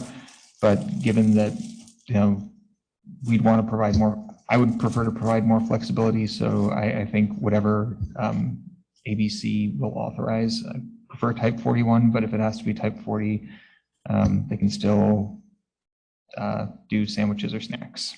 Actually, given that they could do beer and food, just as full meals are not required. However, sandwiches or snacks must be available. So I think you go beyond sandwiches or snacks. they could, yes. Okay, it just means you can't have wine. Okay. So to be clear, either. I don't want to pick on Commissioner Kamkar, but I have a different view on the off sale. I think off sale would be a good thing. Again, just to make these things viable. I'm not sure that will cause the issue. Respect your comments. Yeah, I don't have any issue with what the applicant was suggesting. And the only other thing I wanted to say is I wanted to echo the chair's. I hadn't thought about the congregation of people outside the front door on the sidewalk there. It's a really good point. I could envision people out in front on the sidewalk on the street. That's people are going pretty fast, and it's right there. It's right there at the turn. So I appreciate thinking your thoughtfulness on that point, and it resonates with me on the concerns for safety there. Okay. Just want to throw in there that the appropriate, I think, response to that is bollards. Very good. With that, I'll close this study session. Before we move on to the next study session, does anybody want a fire break for a couple of minutes? We can push straight. Okay. We'll meet back at 9 o'clock.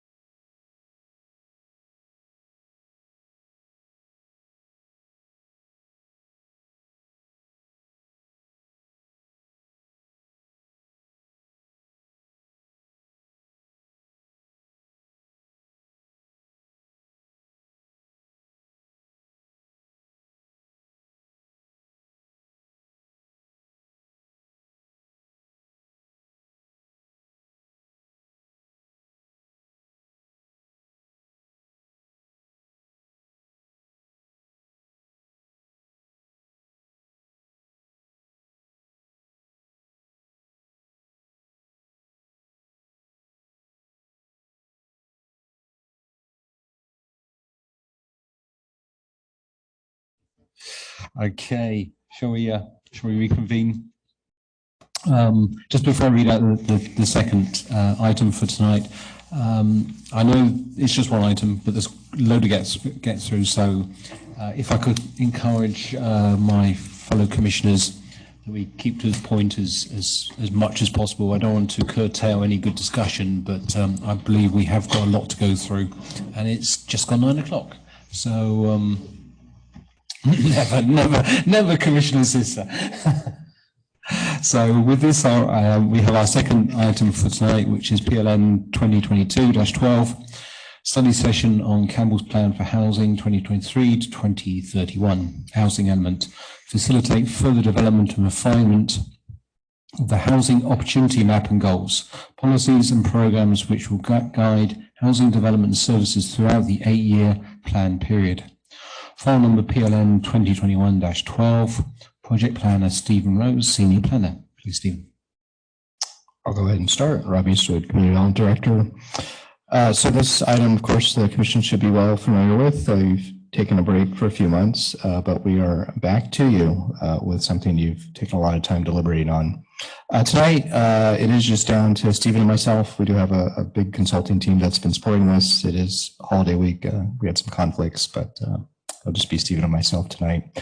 So 2 things before you tonight. As you know, generally we're hard at work on the housing element. Been a lot of hearings in the early part of the year. Our broad objective is to have our general plan, housing element, updated zoning ordinance, updated new objective standards all adopted in March of next year. And this is probably one of the main driving pieces is getting our housing element done. Next slide. So just a refresher, the Commission will remember this. You had at least, I think, 2 to 4 to 6 meetings in the November and January timeframe. The idea was to identify housing opportunity sites in the housing element that would have the capacity to meet the city's RHNA and a buffer above that. At that time, Planning Commission recommendation into Council had led it at an initial number of approximately 6,500 units. And at the time that was selected, the idea coming out of the Council was that at a later date, after the EIR was prepared, after more public comment, after HED provided all their feedback, we could come back towards the end of the year and see if that number needed to be refined down to pick the best sites. And so the idea was to be more thoughtful, holistic in picking more sites. And after that deliberative process, see if the number of sites could go down. And that's one of the items we're with you today on. Between April and May, you had a lot of discussion on goals, policies, and programs, and we got some updates for you today. We had submitted the draft housing element to HCD. This is on August 5th on the screen. Not sure if we noticed this, the Commission, when the HCD gets the housing element, they get 90 days to respond to us. They had reached out ahead of that, done some calls with us ahead of time, given us some heads up on the major things they were going to comment on. They did give us the opportunity to do some technical revisions to the housing element. This is data, clarifications, minor things that were non-substantive. And we took them on their offer and made those minor modifications to the element, I think the October timeframe, late October, to narrow the scope of what HED was reviewing. So when we say the draft housing element today, it's a draft that's been revised in the last month with some minor technical edits. November 3rd, we did receive their letter. It's in your packet. It's a 10-page letter. I've been told by our consultants, some of the language is kind of par for the course. It shows up in a lot of letters. Been learning a lot about how HCD comments. There's a method to their language, and we've actually brought on our consultant team, someone who's worked on a lot of housing elements. So it's kind of interesting when you talk to the folks in this industry. It's like there's a jargon. So when an HCD provides comments in a certain way, we often turn to housing consultants that worked on us and say, well, they say this, but here are some ways to deal with it. And here's what they mean. So we can walk a little bit more through that tonight if you like. Anyway, so we're back before you tonight on 2 points. One is the direction from Council to take a second look at the housing opportunity sites and to perhaps refine the housing sites down. And we're going to present some options to you tonight to recommend to Council. And 2, in response to the HED letter, HED had a number of comments. We believe some were non-substantive technical edits. There are a couple areas where we really identified they're asking for Campbell to rethink its policies and programs. And so we've highlighted 5 areas that we think are the bigger items and are bringing to the Commission and Council to consider on more major revisions to the housing element and some new policies and programs to wind into the housing element. Structure suggested for tonight is on the screen. We present, we'll go through it pretty fast, listening to Chair Ching. I'll try and speed up to get the information for you. Basically, you have everything that's in your staff report before you. We'll stop after that for questions, public comment. And then the thought was on your deliberations to break it into 2 parts. First, to deliberate on the housing opportunity sites, stop. Of course, we'll show the slides and ask questions, and then go on to the policies and programs. I think on Director Eastwood, if it's okay with you and with my fellow commissioners, on the PC questions public comment, I was planning just to open it to the public and then combine the questions with the discussion, if that's okay with you guys. Yeah, it works for me. Okay. Great. No objection from staff. Thank you. Okay, so with that, first part of the presentation, I think goes to Senior Planner Rose, and he'll walk you through the housing opportunity sites. Great. So this is a quick recap. The city needs a plan for at least 2,977 units to meet the city's RHNA or regional housing needs allocation. That number is distributed by various income types, as captured in the table here at the bottom of the screen. And in meeting this allocation, the California Department of Housing and Community Development, or HCD, also recommends that the city provide a buffer up to 30% higher than the city's RHNA, which comes to a total of 3,870 units. So the draft, as Director Eastwood was mentioning earlier, the draft housing opportunity site inventory includes sites and densities which can support the development of up to 6,640 units.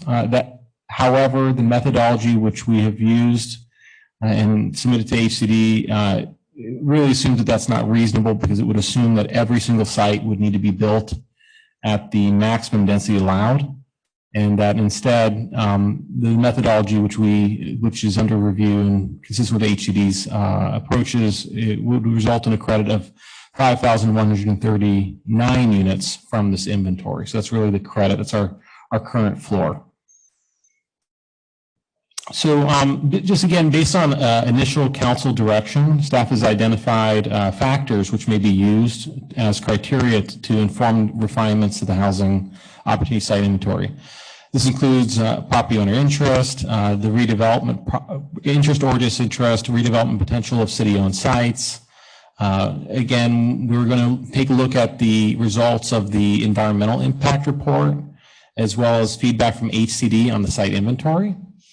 We're also looking at potential compatibility and adjacency issues. So this is a big topic that the council brought up earlier, that we're contemplating these new densities and what does it look like, particularly where you have, say, a lower density residential neighborhood which might adjoin it. The potential for buildings to exceed 75-foot height, the 75-foot citywide height limit was brought up, as well as and another point, just informing the original site inventory. The city had used inventory point scores. This is based on factors of proximity to transit or access to groceries, schools, and we're kind of revisiting those in our approach. And then finally, the potential impact of SB 6 and AB 2011, which are sister bills which allow for housing on sites which are designated for office and retail development. So in the report, we do just talk in broad terms about some of the advantages and disadvantages of having a larger housing opportunity site inventory.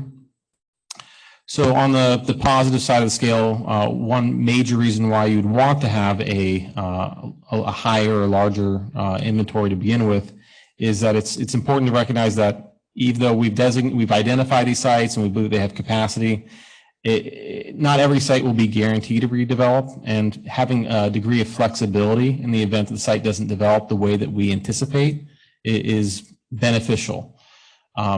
This is particularly ties in well with SB 166, which includes provisions which really require that the city needs to maintain a sufficient supply of adequate sites in the inventory to accommodate its unmet arena in all income categories and at all times. So should the city's inventory fall below the minimum required at any point during the 8-year planning period, we would need to identify new sites to meet that shortfall. A few disadvantages, which we had identified as sites which are a rollover. So I'd characterize as in certain circumstances, sites which had been in the past housing element cycle, the RHNA 5 cycle, and certain other sites in the RHNA 5 and 4 cycles are subject to a by right permitting process if they continue to be used for low income housing. So understanding that if we are, say, designating more sites, those same sites would then be subject to similar rules in the 7th and the 8th cycles beyond. And then finally, SB 330 does present its own kind of list of interesting challenges. Really, when we're talking about upzoning and increasing densities, it's becoming increasingly challenging for cities to talk about going in the other direction. So oftentimes what we're talking about here is we're going up and not going back. So a lot of decisions that we're making here, think of it as more like a one-way track. So going back to applying those criteria which we had identified in the report and earlier as a slide, staff has assembled 4 options or landing points for consideration as refinements of the housing opportunity site inventory. And rather than going over them in detail on the slide, I'll actually go over them one at a time. So the first option, or the staff recommended option, would result in 4,899 units in total and would result in the removal of 8 sites, totaling 240 units. And these sites we pulled out and apply because of property owner disinterest primarily, such as, like, say, the former Denny's, we'd received a letter, the Campbell Industrial Park, another great example, but also due to certain circumstances where recent development activity, such as on the former U.S. Bank site. This is a site at near the corner of Campbell and San Tomas Aquino that has recently acquired a Social Security Administration use as a tenant. And adjacent to that, and part of our original methodology, we're thinking about how sites could maybe team up and develop, and it would make more sense because there's a critical mass of sites in play. Was also Jack in the Box, which happened to be adjacent to it. And Jack in the Box is, as a tenant or as a company corporation, tends to keep their properties. We've seen that exhibited here in Campbell in the past. And the last site was the First Street parking garage, which was a little bit interesting. The city had identified 2 city-owned properties for consideration initially as part of this update process. Having gotten into the details a little bit more on the First Street parking garage, we think that it might be a little bit more challenging than we maybe originally had been contemplating to unwind some of the parking assessment district agreements that are associated with it. Also, on a related but separate point, it was considered at a higher density, kind of make the best use of city-owned property at a 75 unit per acre standard. And that would have presented potential compatibility issues with adjoining or nearby residential uses in the area, in the neighborhood. So option 2, this is a lot simpler.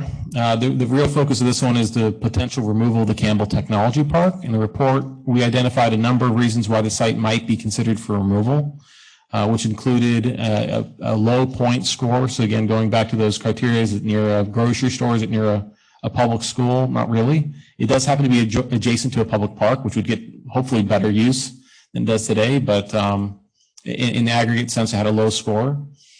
There's also a request from the property representatives requesting for a lower density development, citing market conditions that it might not be viable to build at that higher density range, which we had been contemplating, that there might be more of an express interest to go lower, say, detached single family with these parcels. And so as a result, it might just not be the right timing for the site to come forward with the type of development which we might want to see. And then as a separate matter, the site is subject to a disposition and development agreement with the city. It was a former RDA site with the redevelopment of, I think it was former drive-in movie theaters, which helped facilitate the development of the now office buildings you see there. Although the property owner has expressed interest in redeveloping the site and has expressed concern that there are vacancies there, this disposition and development agreement would need to be unwound. I believe it extends for another few years, which go into the 8-year planning period. And understanding that you have those 2 years and we need to unwind it and the complications that might come into that. And also the possibility of the site serving as a future, maybe a land swap or city corporation yard. The idea here is that there might be an opportunity for the city to keep its options, might be advisable for the city to keep its options open and explore those in greater detail. The third option, so this is understanding that the original council direction had been to really refine the site inventory, getting a lot closer to that HCD recommendation, that 30% buffer over the RENA figure. This is the option that's really going to get us the closest to that figure. So this does result in the removal of the 8 sites originally identified by staff in option 1, but also the removal of an additional 42 sites. These are smaller sites dispersed throughout the city, generally characterized by having a low point score, small size, again, a low unit count yield, and a lack of interest from the property owners. There is one exception to that, which is site 49, which is 320 Virginia Avenue, where we pulled that out in particular because as part of our housing element update and general plan at large has been this identified need to, hey, we're providing for all these new housing units, we're providing for all these new residents, but we have a per capita ratio, which we want to maintain for parkland per acreage. And we need to identify park areas. Well, this particular property happens to be the only site within the city's housing opportunity site inventory with a current open space land use designation. So although there is I'll make note that you have John D. Morgan Park, which is a large sizable park within the city to the east. And you have Virginia Park on Virginia Avenue where the site is a little bit to the south. This could also be considered for a potential park in the future. I also mentioned that this 49 Site 49 or 320 Virginia does have owner interest. So we kind of pulling that one out separate from the rest of the bunch. And again, just in general, because of the densities and because of the site sizes, there's very few, if any, low-income housing units anticipated to be generated by the 42 sites identified in option 3. So option 4, so this is actually came to you as a desk item. So I'll hopefully sum it up pretty succinctly if you didn't have a chance to go into that in detail. Rather than where all the other options 1 through 3 are focused on removing sites from the inventory, option 4 is focused on the possibility of reducing densities. And this is getting at the concerns that have been identified by the council earlier that you might be certain areas of the city where you would have these residential adjacencies at play where you're abutting or near a single family or low density residential neighborhood. And those sites which we have identified as possibly warranting a reduction in density in response include the Santa Mas Plaza. This is the shopping center, and that would be going from 60 to 45 dwelling units to the acre. Properties along Winchester, and I'll just jump to the bottom of the list here on Bascom. They both have lower density single family adjacencies, and both of those would be dropping from 45 dwelling units to acre to 26 to 33. So really staying status, other than the Bascom properties, the Winchester properties would be staying status quo under this option. Bascom properties are currently general commercial, and they'd be going to a comparable density as what you're seeing happening on Winchester. And then finally, there's a pocket of properties in South Campbell. These are on Gilman, Railway, Dillon, which would be decreased in density from 60 to 45, which would establish a greater degree of parity with those the properties to the north, which include the Graylands and some of those other properties, which are to the north of East Campbell Avenue in this area. But also recognizing, although that area doesn't have, say, single family in it, you do have lower density townhome development. So just as a quick summary of all of the options put together. So option 1, which is staff's recommendation, does provide for the greatest buffer out of the options presented. It does result in the 8 sites which we identified within the report. Options 2 through 4, they also, I just want to make clear, do involve the removal of all 8 sites which we identified in option 1. Let's best imagine options 2 through 4 is cumulative. So we're recommending the removal of those 8 sites on all 4 options, but beyond that, options 2 through 4 are otherwise severable. The sites and the reductions you're seeing there, they're not cumulative between those sub options 2 through 4. And again, just as a recap, option one, we result in that 4,899 unit count, whereas on the lowest end of the range, the reduced inventory in option three would guess, which is a 26.5% buffer, whereas option three has 3,886 units, and that's really dialing us in right down the line of the higher end of the buffer range recommended by HCD, which is at 0.004% over. So with that, I'm going to turn it back over to our director, who's going to go over the goals, policies, and programs. Okay, thanks, Stephen. So you do have the HCD letter that we received on November 3rd. I just want to go through the top issues that we identified out of the letter. You do have a desk item. Don't anticipate you had much time to read it. It came in about 2 hours ago. A matrix where we tried to identify each and every comment that HCD provided us and how the city would respond to it. In much of these categories, staff does believe working with the consultants, the response necessitates just providing more clarification, more data. We think in some instances there's information in the housing element that just needs to be presented better to respond to HCD's comments.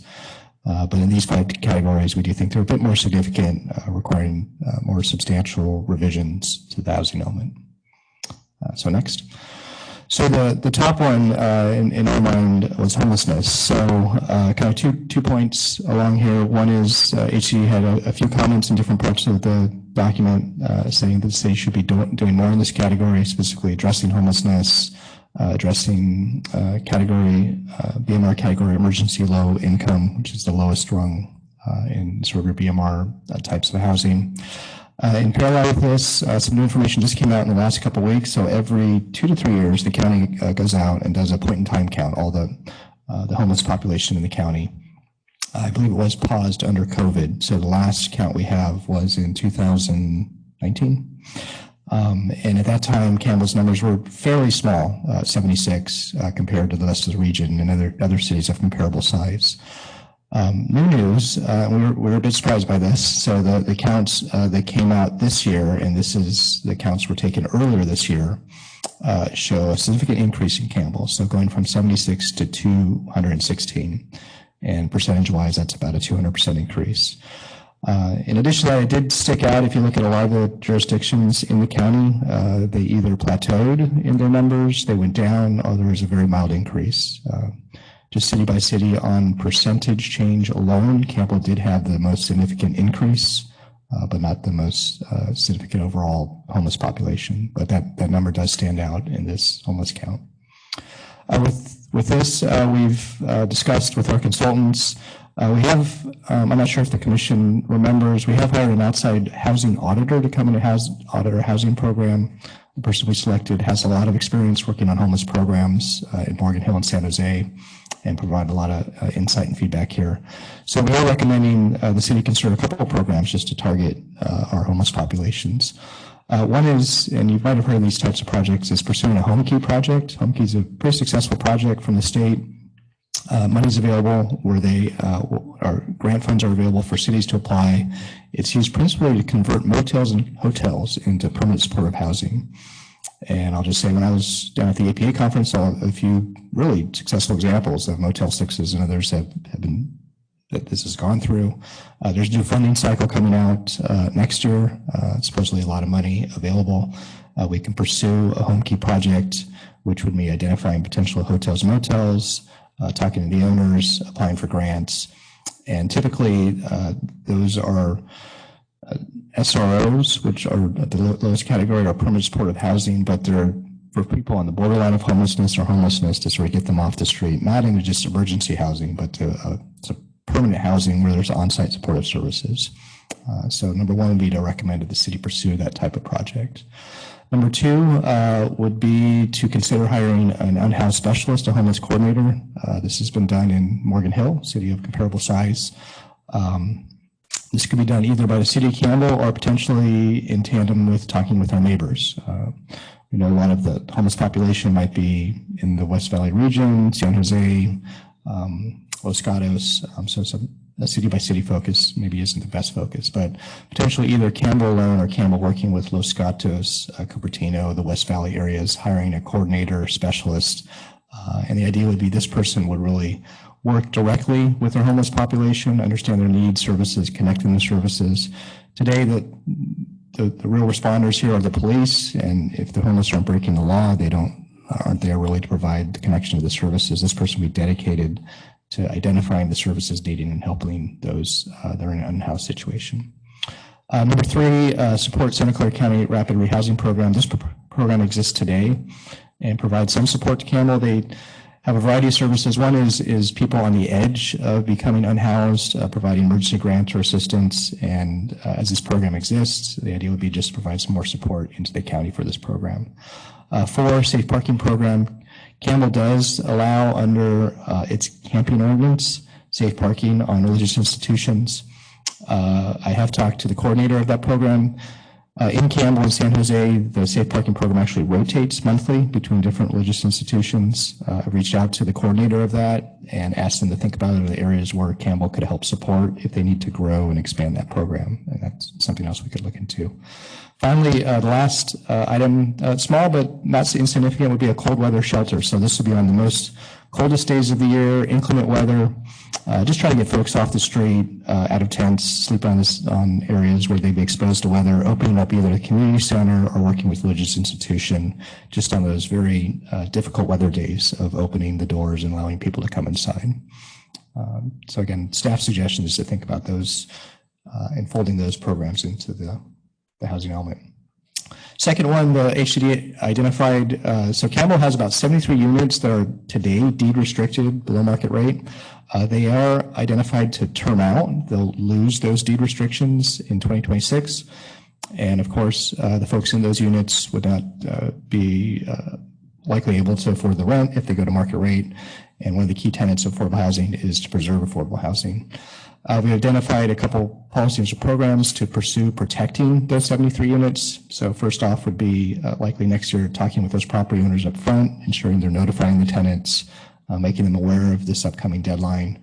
Number 2, there are a number of grant funds at the state level we would apply to probably by 2024. Use that money just to go in and rebuy down that affordability for at least the next 10 to 20 years to keep them affordable.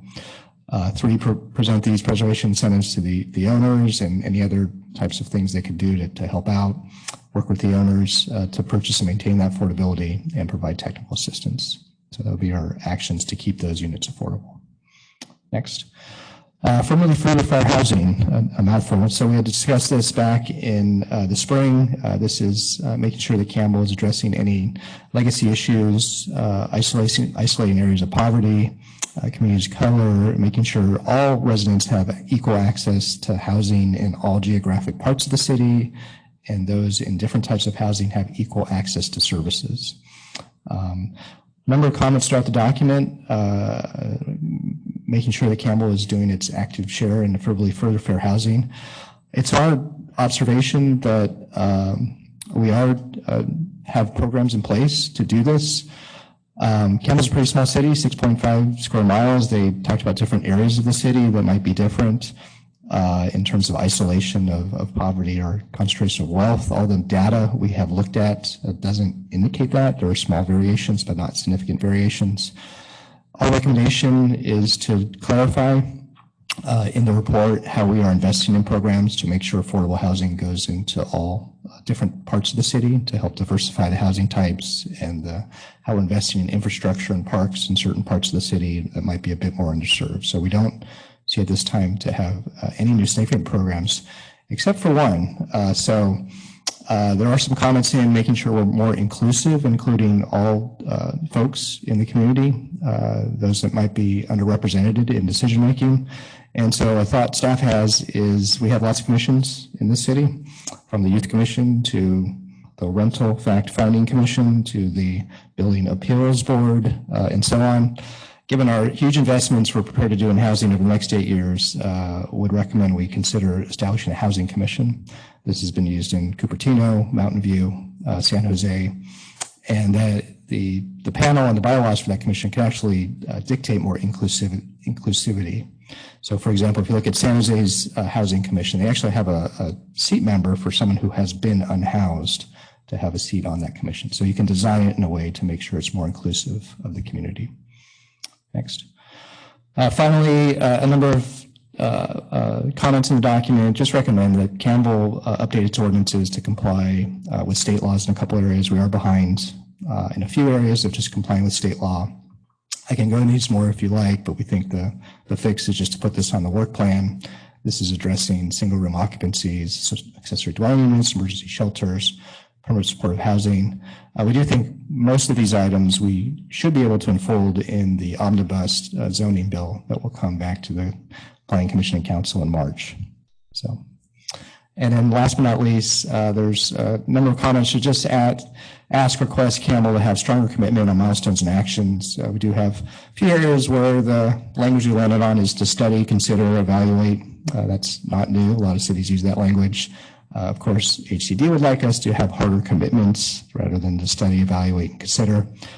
So we have gone through the document in a few other areas and to be more articulate on the exact milestone and commitment to actions throughout the report. Next. I think with that, that ends the staff presentation. Back to you, Chair Ching. Okay.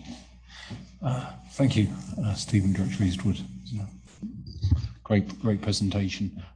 So as we discussed, I'll open it up to public comment. Please, sir.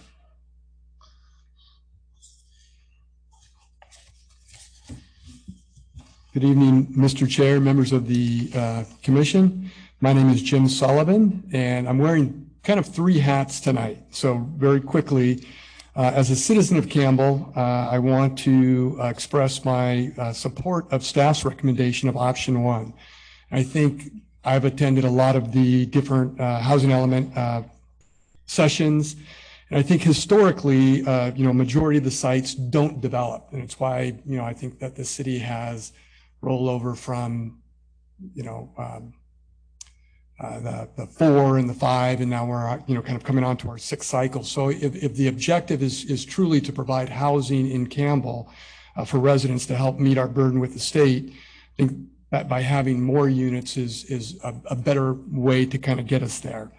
My second hat is a representative of Site 164. That's the project on Llewellyn Avenue. I think that you might have received a letter from the property owner. I'm here representing them and Pulte Homes. We're happy that under all of the options, this site appears to be moving forward, and hope to see you soon, sometime after, and I don't know, 4 or 5 months, when everything gets wrapped up. We have a great project planned. My last hat I'm wearing is a representative of site number 49 that Stephen had mentioned. This is on Virginia Avenue. We've been working with staff for about a year now on this site. This is a former San Jose Water Company. It was a pump station site. It's about 2 acres in size. It's fenced off. It kind of backs up to, I don't know what the name of the creek is, but there was some remediation that needed to be done, which San Jose Water Company did. The site is general plan for open space. We thought that wasn't that a park was going to necessarily be there. It was just that San Jose Water Company was operating a pump station. I want to point out that about 700 feet away from this site, you have the Virginia Park. It's not a huge park, but it has a tot lot and swings and kind of a bench area. 0.2 miles away from this site, right over the pedestrian bridge, is the John D. Morgan Park, which is a very big size park. And about 3/4 of a mile away, you have the Campbell Community Center, as well as the San Tomas Park, which I don't think is in Campbell, but it's a park that's easily within walking or biking distance. As I mentioned, this 2-acre site, under the current, general plan designation that staff or the Planning Commission, City Council were estimating from it, would basically produce about 40 units. They would be attached townhouse units. We feel that that's a higher density than kind of the actual neighborhood, but close enough. With those 40 units, you would have 6 affordable units. And I just want to say that if you're considering option number 3, that we would ask you to consider excluding parcel 49 from a site to be deleted, because it would be developed. That can be guaranteed. units in Campbell. Thank you very much for your time. And any questions from the commission, I'd be happy to answer. Yes, please. Actually, Commissioner Kamkai, go first. Okay, thank you. You mentioned that it would be developed at a little higher density than normal, the surrounding neighborhood. I hope so. If we're gonna dig ourselves out of this hole, we have to do that, and if you had said we're gonna go with the same exact density as neighborhood, I would be concerned, then we're not heeding the advice. Yeah, and I just want to point out, Commissioner Kamkar, you bring up, I did go out to the neighbors kind of around there. This is right next to, I think that there's a church next door, and introduced myself to the pastor. He's completely supportive of the project. Right. I probably talked to 20 or 25 of the immediate neighbors. Some, of course, were saying, hey, as long as you build it, 6,000 square foot lots. And I tried to explain to them what the city was kind of going through in dealing with RHNA. And there, a few people that said, hey, we welcome it. There's other people that obviously said, good luck, the city will never let you do that, because, that's not what this neighborhood is. But, I think that it would be a good, a good addition to that neighborhood. And it's also that missing middle density that Campbell really doesn't have a lot of, quite frankly. Exactly. Thank you. Thank you. A quick question for you, Yes, Jim. So the 40 townhouses, that would be, I can't envision based, I've seen the lot once and looked it up. So that would be a higher density. How much higher density would that be than single family homes? I can answer that if you want me to take a swing. Well, I'll just comment that generally single family is less than, say, 6 units to the acre. I think what we're planning for this area was about 18. Yeah, I think it's the 18 to 26 range. Okay. All right. Thanks. And we would be closer to the 18. I mean, keeping in touch with what staff wants, which I think is 75% of the max density that would be allocated to that site. Yeah, that gets down to that methodology, which was one of the attachments. So that on the low end of the range would be 18.75, which would be the absolute floor. And we would, in the plans that we've kind of come up with, does incorporate open space, so we would have a park within this area.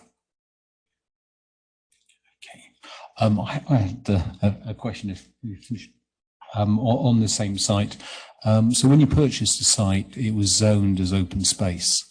I assume that was reflected in the pricing that you paid for the site. Was that correct? Yeah. So Valio Partners, they're the current owner of the site. They actually closed escrow with San Jose Water Company, and there was a purchase of 4 of their. They were dispossessed, or they went through a voluntary disposition of 4 sites. So there was one in Milpitas, I believe one in San Jose, this one in Campbell, and I forgot where the 4th one was.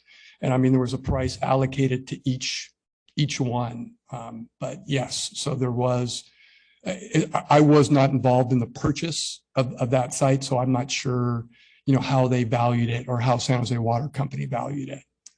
Right. Okay. Where I'm going with this is Campbell is underparked. I take your comments about, the density of the parks around there.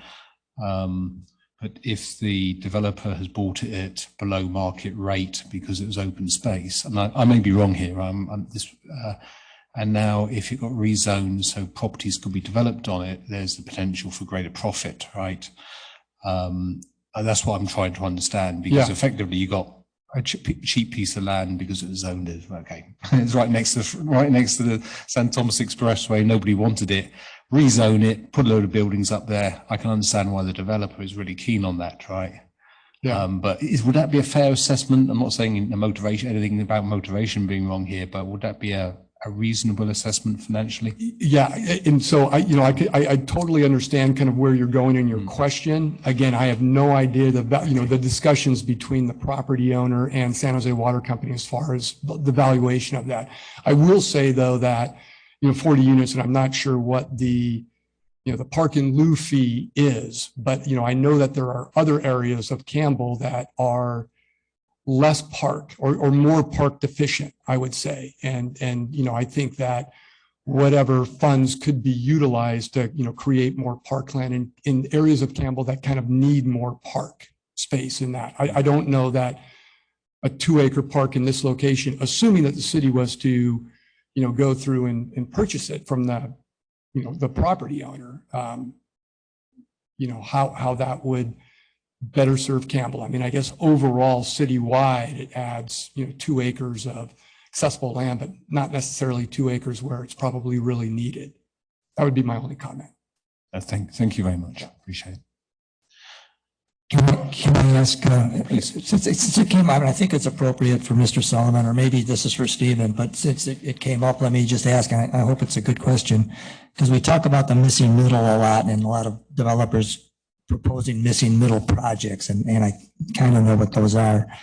But in terms of our RHNA numbers, so we're talking about needing VLI, LI, and moderate income, and in market rate.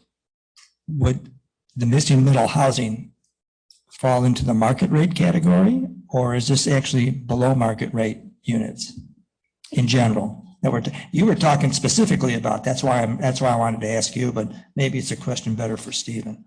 Well, I'll just say really quickly. So this would be a market rate project, but part of that market rate project is creating, there's a 15% affordability. 15%, okay. And I believe, I'm not sure if staff is still pursuing one of the things that Rob had brought up earlier on was changing right now.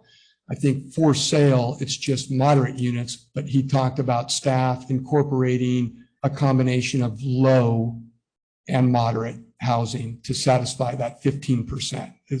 Is that still kind of in the works, Rob? Or I can jump in on that. So yeah, so to James Sullivan's point, this would be 40 units of market rate, 6 units possibly of a mixture of low and moderate.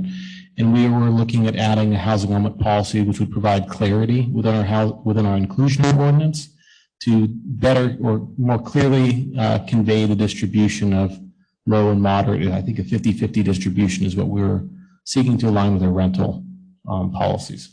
So just to clarify in my mind, because it does come up in my mind a lot. By the way, Opticos's founder was the one who came up with the term missing middle, believe it or not, to bring everything back to us. But I just saw that online today. But when we talk about missing middle projects, we're basically talking about market rate projects with just that percentage, with just that 15% of BMR. Is that pretty much what we mean when we talk about the missing middle? That comes up a lot, and it came up in the Campbell Technology Park letter, for example. Oh, I was just going to see, because I saw Commissioner Kamkar kind of nodding his head no, but what I was talking about, I think that there's different elements of missing middle. The missing middle that I was discussing was, and I've heard, I think it was Councilmember Lopez talking about it, was on a density range, where Campbell is primarily has either apartment units or single family detached lots. And there's not a lot of what I'll call attached housing. Other cities have. No, that's right. Yeah, I got you. But I think Commissioner Kamkar and maybe Commissioner or Vice Chair Bookbinder had talked about a different missing middle, more towards income levels. I think one of the things that they were going for. Okay. But I will say that a townhome, I build townhomes, I build single family detached homes. Townhomes will sell less. I mean, it's still $1 million, but it's not $2 million or 2.5. Okay, I got off on a tangent a little bit. I just curious. Thank you. Yeah. Thank you very much. Do we have any? One follow-up question, Chair, sorry. So it's a total of 40, it's 6 plus 34, or total of 46? Well, I don't want to speak out of turn, but what James Sullivan was indicating was 40 plus 6? Oh, 34 plus 6. Thank you. And I would comment that broadly we would have to review those numbers when the actual proposal comes in. And again, there's a density range and minimum and maximums that would need to be abided by.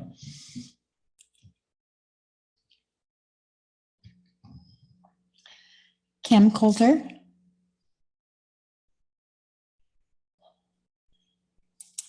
Good evening. My name is Cam Coulter. I'm here because I saw HCD's letter to Campbell about the draft housing element, which stated that revisions will be necessary to comply with state law. I think it's really important that we create a successful housing element that enables us to meet and hopefully surpass our housing goals. So first, please go with the larger site inventory option. This is central to building more housing, especially because all sites listed in the inventory may not be coming. So we should err on the side of more. As HCD noted, the draft housing element relies upon non-vacant sites to accommodate more than 50% of the RHNA for lower income households. But when I see non-vacant sites listed on the site inventory, I get nervous because I don't think it's always that realistic that those sites will be redeveloped. So it's especially important that we have a large site inventory. Please do not reduce densities either. In general, I think we should be building at higher densities, not less. And currently we are so starved for affordable housing that I think we should not be at all concerned about by right permitting approval. I think that's probably a good thing. So please go with the larger site inventory option.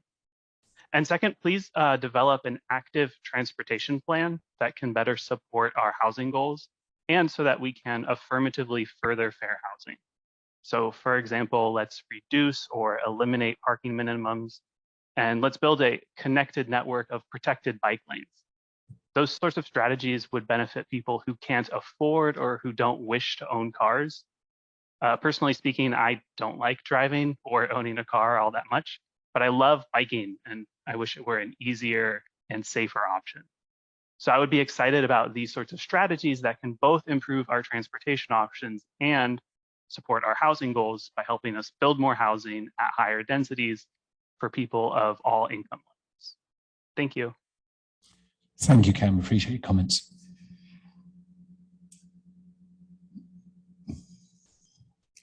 Amy Cody.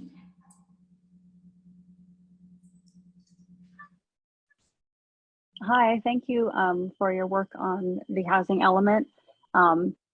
It's good to note that Campbell is considered a highest opportunity area. And I just wanted to ask, as you consider, possibly reducing, some density or assigning of affordability levels, if the commission could please consider the existing incomes in the surrounding areas of these sites, and also to consider San Jose's housing plans for these areas. Just as an example to point out, the San Tomas Plaza property is in a school district and in a school within the school boundaries of a Title I school, where over 40% of the children attending that school are in families considered low income. So, just something I don't know if this is something the Planning Commission considers when it's deciding where to, allow greater densities or where to assign, different income levels. But it should be a consideration because there are, schools out there that they're working really hard, and I think that there are certain areas that could absorb more and could benefit more families coming in at the lower affordability levels, and some schools who would really struggle to have more families coming in at those levels.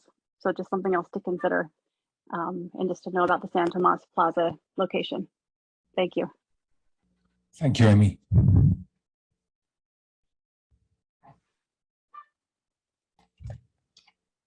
Joseph Geminani.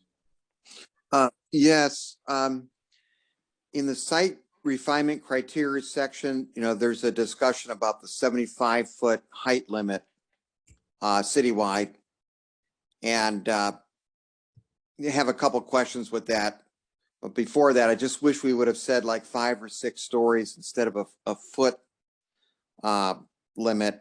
I'm worried that the developers are going to build all the way up to the 75-foot limit in a lot of cases.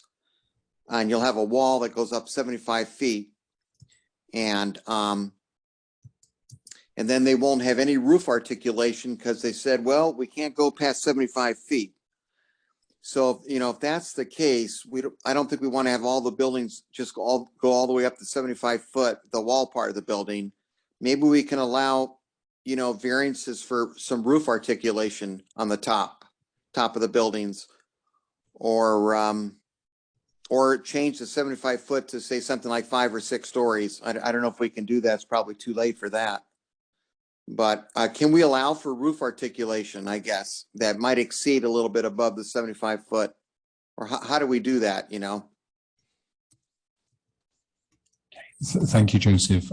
Yes, it's been part of the discussion. There's various strategies for addressing the issues, which I think came up at one of the previous meetings, and I'm sure it will come up again, such as the wedding cake and things.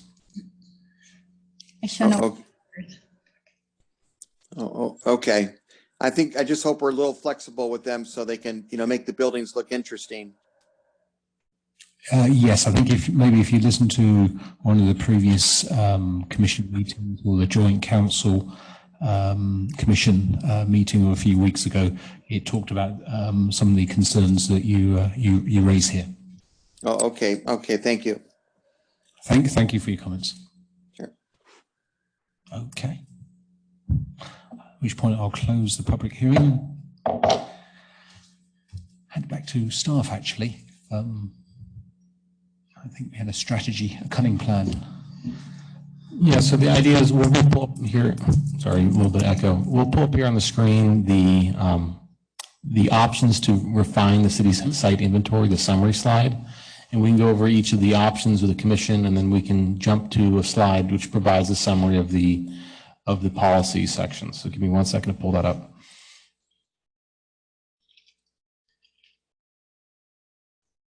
Sorry, can I ask a quick question of staff? Absolutely. So my understanding is that the 75-foot height limit is special in that it can't be amended by the city council. It would need to go back for a vote. Does that, is the interpretation of that very clear, like the top of any part of a building? Does it prohibit roof ornamentation, or what is the nature of the limit specifically? It's 75 feet to the top of the roof structure, but does provide for limited exceptions for mechanical equipment and such. So to what extent roof would be constitute satisfying the definition would be open to somewhat a degree of interpretation. But I imagine if you had some degree of parapet or screening mechanical equipment or something similar, the spirit and intent of it was speaking to, I don't want to overly characterize it, but not having floor area at that topmost level. But again, if you had an elevator, shaft or something like that was necessary on the top of the building at 75, that wouldn't count against the height limit. Thank you. Numbers before we get into it. So, when I looked at these numbers, I came to realize that you started with 5139 instead of 6640, right? And I was thinking, well, what happened to the 1500? But I came to realize that it's just that you're picking the 5139 because HCD says that's the number, and so in effect that reduces the densities that we've established to get to the 6640. Is that correct? I would characterize so the 6600 number, 6640. That was projecting if we were to take the highest end of the density range. So when we're talking about applying a land use designation to a property, it provides for again, let's say on our highest end, it's 56 to 75. So rather than taking just the 75 and assuming every lot is building to that maximum, we're actually doing the opposite. We're taking the lowest end of the density range, which is more conservative, and applying that to come up with, that's the delta. That's where you're losing the 1,500 units. But we're not really losing the 50. Yes, we are losing 1,500 units. Okay, I get it. So yeah, all right. So we're starting with this numbers here, start with 5139, and then, the 4899 is because we cut back X number of units on that first option, right? And then we go from there. So I just want to clarify that in my mind. I don't know if anybody else was confused. So I was, thank you. Okay, thanks.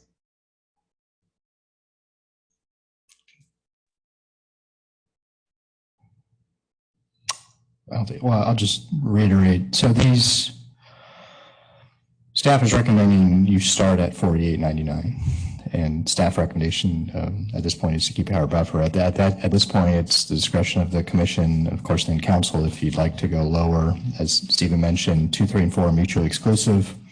If you add those up together, we could provide you a response. It would take it much lower. Some other guideposts for the commission, keep in mind, and I'm looking at Stephen to confirm that what we would consider the floor is that HCD 30% buffer, and I think that's about 3,800 units. So just to guide your conversation, at the top end, you have 48.99, that's staff recommendation. At the low end, you have approximately 3,800, and you have some options here. You can, of course, mix and match a little bit. If you look at some of the sites and say, hey, I'd like option, I'm making this up, option 3, but these 3 sites make sense to keep in. That's the discretion of the commission also. Okay, thank you. Answered a question I had. Okay, shall we just run down the line, and if there's a needed a discussion after that? So start with Commissioner Cray. I definitely agree with the staff recommendation, the bigger buffer. I mean, the bottom, our goal is more housing. I mean, that's the goal, and there's going to be a little problem, you know, a little heartache with that, as there is with our city, with every city in the nation, really. So the other thing I would say, though, on reducing the densities, so I don't know all of those 4, I guess there were more than 4 projects, but the 4 big projects, and I do know the one near me, but I don't think that in the case of the San Tomas Plaza, and the representative spoke at our last meeting about going up to 60 units per acre, I don't think they would do it at 45 units per acre, so I don't think anything would happen there. So you know, that's kind of what I'm thinking at there. And in terms of number 2, it was in the staff report. I in a way I was sorry to see that the technology park over there by Edith Morley Park wanted to come in at a lower density, and I can see why, but the staff recommendation about keeping that open has possibly a switch with the corporate yard. Really intriguing. I don't know, 8 years is not really a long time for such a tough project that would be, but I think that would be a great idea off the top of my head. On paper, it looks like a great idea because you could really get a lot of units where the corporate yard is, and that would be actually a relatively, from what I can tell, relatively good location for the corporate yard. But anyway, I definitely strongly recommend the staff recommendation in this matter. Thank you. Thank you. Commissioner Kemko. Thank you. So I would also support staff recommendation, option number 1. We definitely need more buffer. And my experience as a professional working in the actual industry is that when people come in to propose development, if they're a developer, that's one thing. They have the infrastructure in place, they have the financing machine, they have the subcontractors, but when everyday citizen comes, once they realize how much it costs to create that extra lot, to create the so-called entitlement, to just have the permission to build, cost money. They're saying thank you, but no thank you. We say, hey, if you spend 25,000, you can create an extra lot which you can sell for 400,000. You go, yeah, but I don't have the 25,000. I don't have the 50,000 to spend, and I don't want, what if something goes wrong? So they won't do it. So I think we're lucky if we get 25% of that site count, to develop, and so we need the buffer to get closer to our goals. Thank you. Thank you. Commissioner Davis. Sorry, Commissioner Fields. Either one works. I agree with the comments so far by both of my fellow commissioners. I'm good with option 1. I think my only clarifying question is there any risk to starting with the biggest buffer from an HCD perspective? Because like when I looked at option 3, it does seem like a lot of those, given the lack of response, might not ever be developed. Is that ever going to bite us 8 years from now if we came in here and said, hey, we're going for 4,900 and we end up at 4? Is that at all problematic, or is simply being above that buffer good enough and there's no issue if we started high and then sort of flag down? So I think we've brought this up a couple times, and I just want to sort of confirm my understanding that that's not an issue, but otherwise very supportive of option 1. I can speak to that briefly. So where we're at in the process now is we are talking about that refinement process. So originally we started with that highest buffer. So these are the options that we're presenting as opportunities to maybe refine that site inventory, selecting the best of those sites which have been identified. Reasons which you might want to have a higher buffer, we talked about earlier, previous slide, and as well as the disadvantages of having a higher buffer. So I think those are the stronger points which we just reiterate. Thank you. Thank you. Commissioner Zissou. First of all, going over this, I was going, wow, you guys have done a lot of work, and I usually don't pat you guys on the back that much as some of the other commissioners. So I just was like, wow, there's a lot of work put into this. So I appreciate it. And then that answered a lot of my questions when I started. I had questions, and as I got through it, it's like, oh, you answered that question. So I'm moving between option 1 and option 4 in my mind.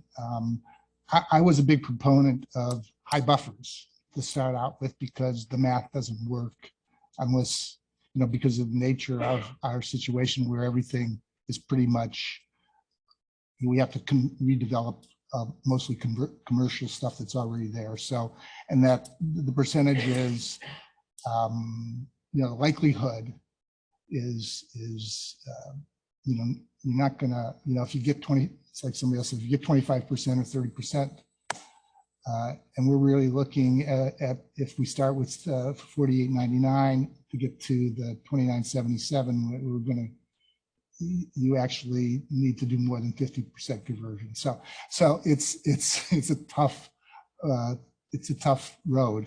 So I like 1 because it's the biggest number, and but 4 was appealing to me simply because it took certain specific areas into account in terms of being sensitive to the adjacent residential areas, which, I get. And then, my concern with some of the higher densities is if there's density bonuses, it's going to bump it up even more. So I was leaning a little bit towards option 4 because of that, because it took into account, and it's only a couple hundred less. It's still a high number.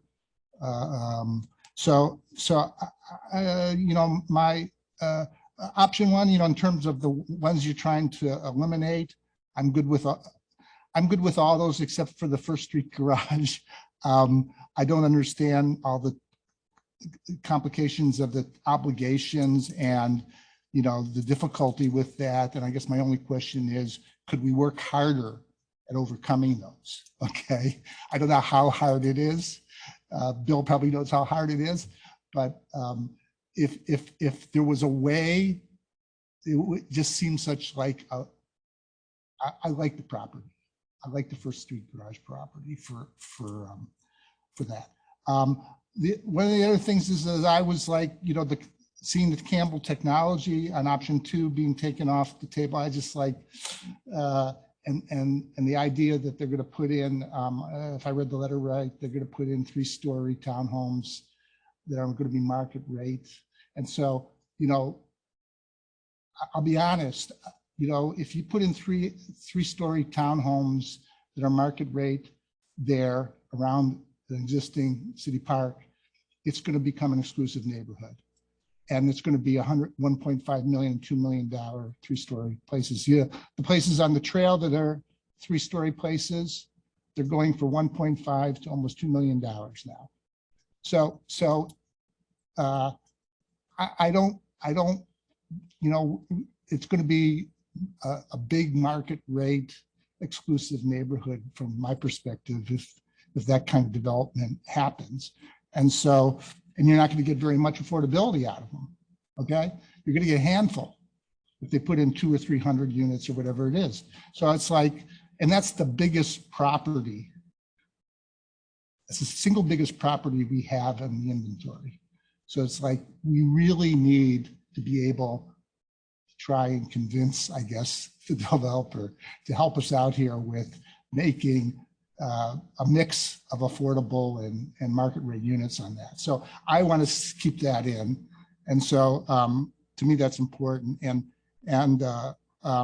you know, the thing about, I don't know how much space the corporate yard would, obviously that's a good alternative. And I don't know how much of the space it would take up, whether you take up a couple acres or whatever, but obviously that would be a decent option to whatever the south end to be, you know, walled off for the corporate yard, and then use the rest of the area, because obviously the corporate yard is a good place to have more residential areas. So you know, I guess I would lean towards one, but would feel okay with option 4, simply because I think the specific areas that they talked about in terms of some of the sites where maybe we do need to be a little bit more sensitive to the adjacent residential areas, I would not have a problem with that. Thank you. Vice Chair. Thank you. I noted, so top line, I support option 1 specifically. The things I very much would oppose are a reduced inventory, as in option 3, and reducing the density of the sites in the southeast of the downtown Campbell rail station in option 4. I think those are bad ideas. Broadly, I noticed that it quotes the draft environmental impact report saying, as Campbell is located in a geographic central location with access to mass transit and jobs, the EIR conclude that the provision of more housing sites would result in a reduced environmental impact related to VMT, meaning that more housing is an environmental good, so that shrinking this inventory, which means less housing, is an environmental bad. I recognize that owner disinterest is something, but it's not everything. The unexpected could happen. Removing sites should have a high bar per HCD. I agree that the less central sites should be served by an SB 10 program, which, let me know if I'm getting too far into programs and policies here, but I think that we should provide a preliminary set of areas to which it will apply, like Hacienda Avenue in the southwest, West Campbell Avenue in the northwest, and Camden Avenue in the southeast. And I agree that it's up to us to provide a more appealing option than the state density bonus, instead of cutting down the inventory. I understand that there's a lot of fear of going over 75 feet, but I think that if we try to factor in enough headroom to avoid the height limit, we would run a very real risk of HCD doing a Santa Monica on us. And if anyone's not familiar with that, Santa Monica was found non-compliant, which means that all of their zoning stopped counting for a little while, and that we would get buildings way over 75 feet. Basically, the disadvantages of a higher buffer seem much less important than the advantages, so I strongly encourage a larger buffer. And I'd like to note that removing the First Street garage due in part to adjacency issues is exactly the time at which we should be considering adjacency standards, rather than trying to mangle our objective standards into making that somehow work. Those are my thoughts. Thank you. Great comments. So I pick up on Commissioner Zisser's, I guess, concerns or comments here. Option 1, I like because the maximum unit count. But if there was a combination of option 1 and option 4, where there was certain sites backing on to existing residential areas where it has lower density, so you don't stick a massive high density construction right next to a lower density area or single family area. So a combination of 4 and 1, I think, would be what would be in my mind. both ultimately have a high unit count, but some sensitivity to the existing residential area, I think, is important for us to consider. The only other point, which I'm not sure is relevant, but actually the gentleman has been bringing up about the Virginia Avenue one. The general comment here, we're underparked. My concern is that the developers have bought this on the cheap, essentially, and they're proposing market rate, not below market rate. And that may be fine, and it may not need a park there, but in consideration of if we wanted to rezone it, a higher in lieu fee to the parks would be something I'd encourage us to think about to make up for maybe some gains the developers have. Right? Yeah, were we going to talk about the Virginia side and 75 feet separately from this talk, or should we have included that in our discussion here? I was kind of like, I had other stuff to talk about, like Virginia and 75-foot limit, but I would add that because the reduced inventory option 3 does include Virginia Park, that would be part of this conversation. Just make another comment. So first on the 75-foot limit, I actually think there are places where we can go above 75 feet. There are certain sites. So I don't have a total aversion to exceeding 75 feet for certain, obviously, like the prune yard or the Fry's location as examples. So I don't think that, we should absolutely limit ourselves at 75 feet for, and that should be, whatever prerequisites there are to make that work. Commissioner Buckbeiner mentions, what's the thing at Winchester and Hamilton, the big building? Wesley Manor. Wesley Manor. And so I notice that all the time. It's 12-story, 11-story building. And it's actually okay there because it's on Winchester, and on one side is a commercial area, on the other side is a church, and on the back side there's a huge parking lot that's set back from apartment buildings on the back street. So it works fine there. It works fine there. Nobody notices terribly that there's an 11-story building that's causing problems there. So there are places where 75-foot buildings can work or higher. I don't know how, let's see, that's 11 stories, so that's probably 70 feet. The other thing on Virginia, I'm all for more parks. I mean, I wouldn't think of myself as saying don't do a park, but there's a big park really close by. Morgan is just right across the footbridge. I mean, it's really close. And then the Virginia Park is actually half block away. So I don't see it as a big park opportunity, even though I believe in more green space. But I also believe that there's an opportunity maybe to stick even more units, more affordable, somehow to get more affordable units on that than the 6. There's actually two churches right next door. It's not a neighborhood I would consider a high, a high wealth neighborhood in that particular stretch.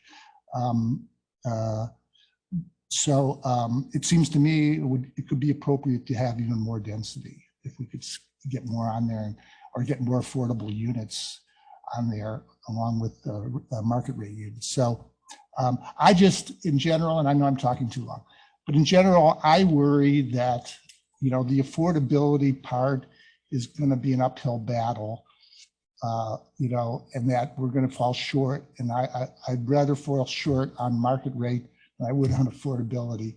And because it's so hard, it's easy for developers to go in and go put up market rate stuff. And our average is $1.5 million now for, single family homes, and condos are almost as expensive. So I worry that we're not gonna get the right way of getting the stuff done to get the affordability in there. That's all. Thank you. Shall we move on to the next item, which is the response, I think? Absolutely. So part 2 of the discussion, and this is of course qualitative, not quantitative, is just general commissioner feedback on staff's recommended modifications to the housing element. These are the top 5 areas. As you like, we can show different screens to you. Of course, you have cookies to assist you in this process. Sorry. And yeah, just let us know how staff can assist in showing the screens. But in general, looking for feedback, this, of course, would be a recommendation to council on the proposed new programs and modifications. Could I make a request? It's after midnight where I am dialing in from. Is there any way I could give my feedback on these 5 topics and then call it a night on my end? Because I'm battling a cold and it's going a little later than I was anticipating. What we're going to do is our newest commissioners are going to go last in making comments. Is that okay? That's a precedent. Yes, so please, Commissioner Fields, you go for it. It's what's the time? Yeah, 20 past midnight where you are. It's every minute has been great, but it's appreciate it.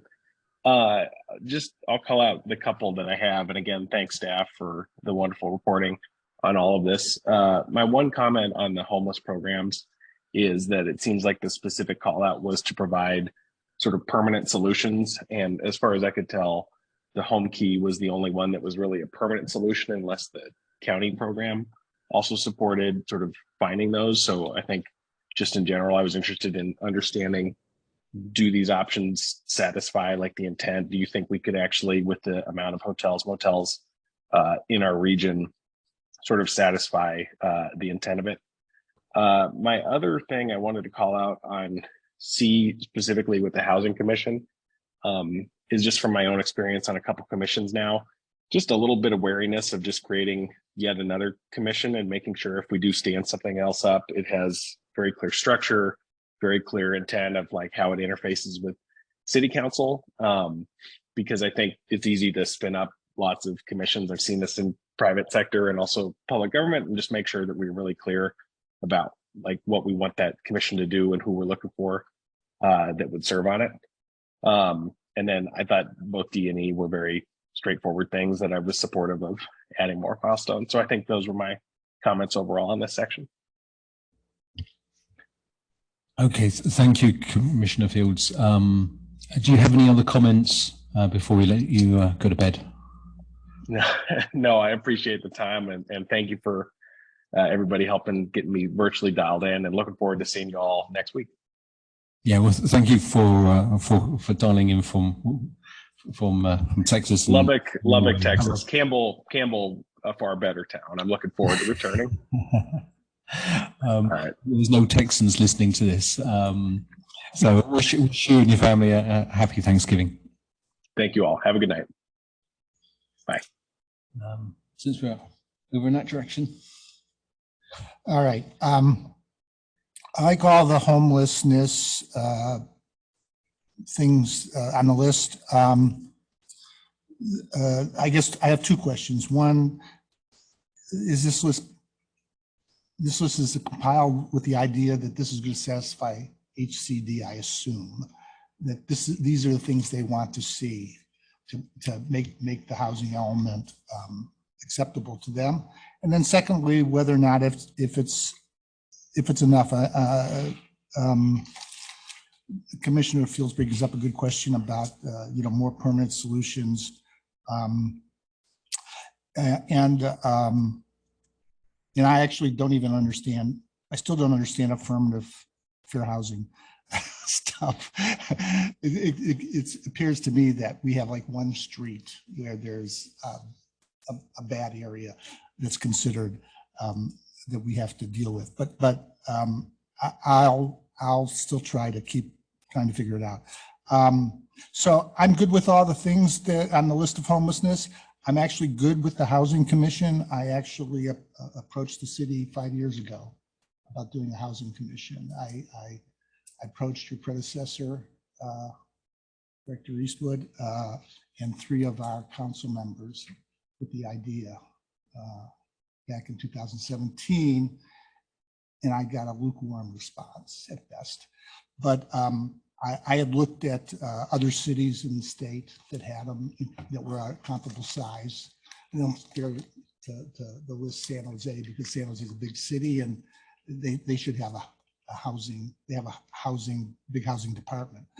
But a housing commission now, considering where we are with the state laws and the housing element, it makes perfect sense to me, you know, to deal with affordable housing and homelessness.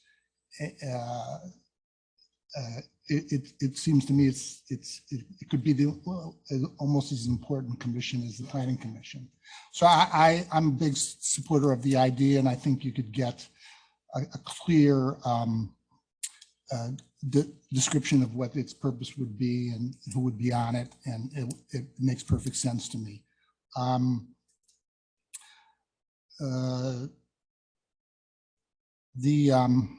Actually, that's all I have. Well done. Thank you. Commissioner Craig. Yeah, it's Stephen. I almost hate to ask this. So our housing element is different than just arena numbers then. Is that true or no? Correct. So it includes both the housing opportunity sites and as well as other policies and programs which lead to the housing inventory. I'm only asking that because in my mind, all these discussions that we've been having, I kind of I have considered the homeless issue a different issue than the arena and even the very low income. But in terms of what HCD has identified, what we need to do, I think that all the things that you came up with are very good. I think in terms of the Santa Clara County Rapid Rehousing Program, that's for people on the edge of going homeless. So I think that would be really a good area in terms of. I'm thinking in terms of our arena number, you know, in terms of getting people housed. I think that that's a really good item.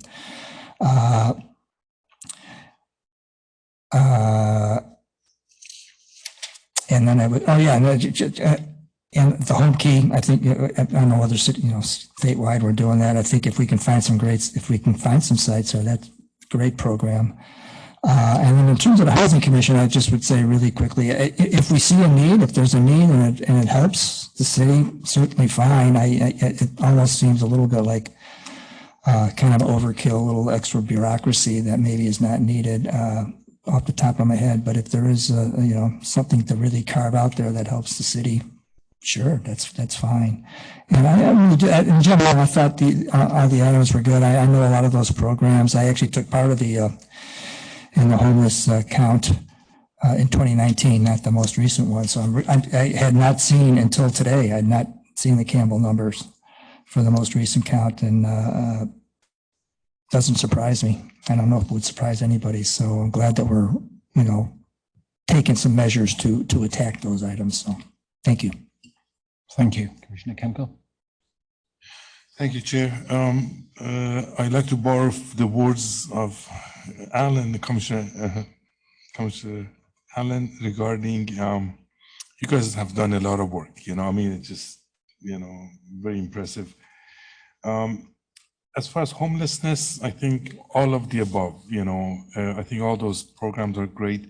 The only thing I would like to add to it is more, I guess, psychiatric treatment. Sometimes, you know, the homelessness is mental, I guess, issue rather than just lack of housing. And to that effect, I wish we would also look at a regional solution, or if, let's say, San Jose is doing a great job, you know, and cooperating with them, maybe projects can be combined to get efficiencies of you know, gain efficiencies of doing the same work, but instead of in two different places, one place where we can maybe pay them and then they do some of the work, or vice versa. Preservation of at-risk units, absolutely. You know, there's no reason to let a good deal go away after all that work. affirmative furthering fair housing. I think that's state law. So yes, not say no to that. And housing ordinance update. And again, both of those remaining ones, I think they all make sense. I can't improve upon what you've done. Thank you. Thank you, Vice Chair. Thank you. I'd also like to thank staff for being so diligent about this. Having said that, I'm going to add a whole bunch of things that I would like to have added to this. So on homelessness, as I understand it, there's just not enough to go around, so we should focus on fixing that. I think the most substantial thing we could do is, as proposed, pursue a home key project, which strongly support. Next, we should declare a shelter crisis under SB 850, aka Government Code Section 8698.2, which makes it much easier to set up temporary and permanent shelters and makes the city eligible for some other funds. The cities of Sacramento, Corona, and Sebastopol have done this. We should make SROs legal wherever multifamily housing is legal without a conditional use permit. We should stop requiring a conditional use permit for group homes. Either they're by right anywhere residential or by right in certain areas. We shouldn't have this, because if we make these things discretionary, everybody wants these things, but not next door to them. And they get built nowhere unless they're by right. And I think if we're going to take this seriously, I mean, what's this, homelessness has tripled in the last 3 years. Like, if we can't so much as commit to declaring the appropriate state of emergency and actually implementing streamlining, we're not really taking this seriously. Also, I realize that I'm bringing up things that weren't suggested. I would very much appreciate my fellow commissioners' feedback on this, so that if I have ideas that are good ideas, that they show up as the commission thinks as opposed to one guy thinks. Similarly, I think the best thing we can do for expiring below market rate units is to produce more below market rate units and reduce the market price. If we can get grants, that's great, but that's not really sustainable, I don't think. This is another place where a larger inventory helps. Just make sure that the people losing their BMR housing get first dibs on replacement units. On affirmatively furthering fair housing, I don't exactly understand what a housing commission would do that the planning commission doesn't. I would like to understand what authority they would have or what resources they would have, because it's one thing to, hold hearings and have opinions, but unless you have some way of actually implementing programs or doing something, and it would be some form of authority that we don't have here or aren't exercising here, I don't see what it would do. Most specifically, page 3 of HCD's letter states, quote, "The city may also, for example, revise program HE6.D to make specific commitments to improve pedestrian safety and active mobility as a way to," I assume they meant, "decrease disparities in access to opportunity." From HCD's affirmatively furthering fair housing doc, there's a large document about which they link to in their notes, saying, here's how AFFH works.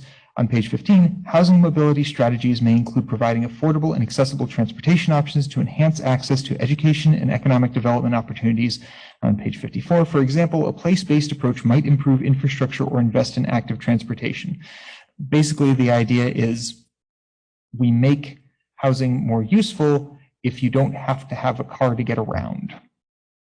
Because a certain proportion of people, especially people who aren't very well off, can't rely on cars, and that makes their opportunity a lot smaller. And if we allow them to get around without cars, it makes their opportunity bigger. So I would make 3 recommendations off of that. So first, I believe staff has mentioned that we would be taking traffic impact fees, and instead of widening intersections and such, we would put those into active transportation funding. I don't know the exact specifics of that, but I think staff had a proposal for that, and I think we should formalize that. Second, VTA has a bike superhighway project that it's intended to be a network that covers the entire county. For example, the Los Gatos Creek Trail is part of this. One of the things that they're looking to extend is the San Tomas Aquino Creek Trail, which would go all the way from, I want to say, Sunnyvale, possibly Santa Clara, all the way down south to Los Gatos Creek. Basically, you'd be able to get from town to town, from city to city, just on separated bike trails. It's a really cool project. But it's a countywide project, and part of that, like the city should get involved in doing that. And third, maybe most importantly, we should develop a bike plan to connect the city. San Mateo has done a really impressive job of this. What they did was, and we already have all the mapping information for this, you look at where you can bike safely. Basically, there's this measure called level of traffic stress, which says how reckless do you have to be to ride your bike here? And it's a combination of how fast is traffic going and how buffered are your bike lanes. So their idea was we want people to be able to get from place to place without going over what they call a traffic stress level of 2. And what they did was they took a map of the place, they figured out what they would need, what projects they would need to do to connect it at that level. They came up with a rubric for what needed to be done, how much each piece would cost. They ranked them, and that first piece, traffic impact fee funding, they've just been going down the list to create a connected bike path network across the entire city. I realize that's an ambitious project, but I think that that's entirely doable, and it would really be transformative. And if we want to really do this well, I think, especially because we talk about how bad traffic is and how bad parking is and how people don't really get out of their cars. And as far as I understand, this is how you get people out of their cars. I think great conversation. Which one? I'm slightly confused. Which one does it refer to? C. So affirmative further. Yeah.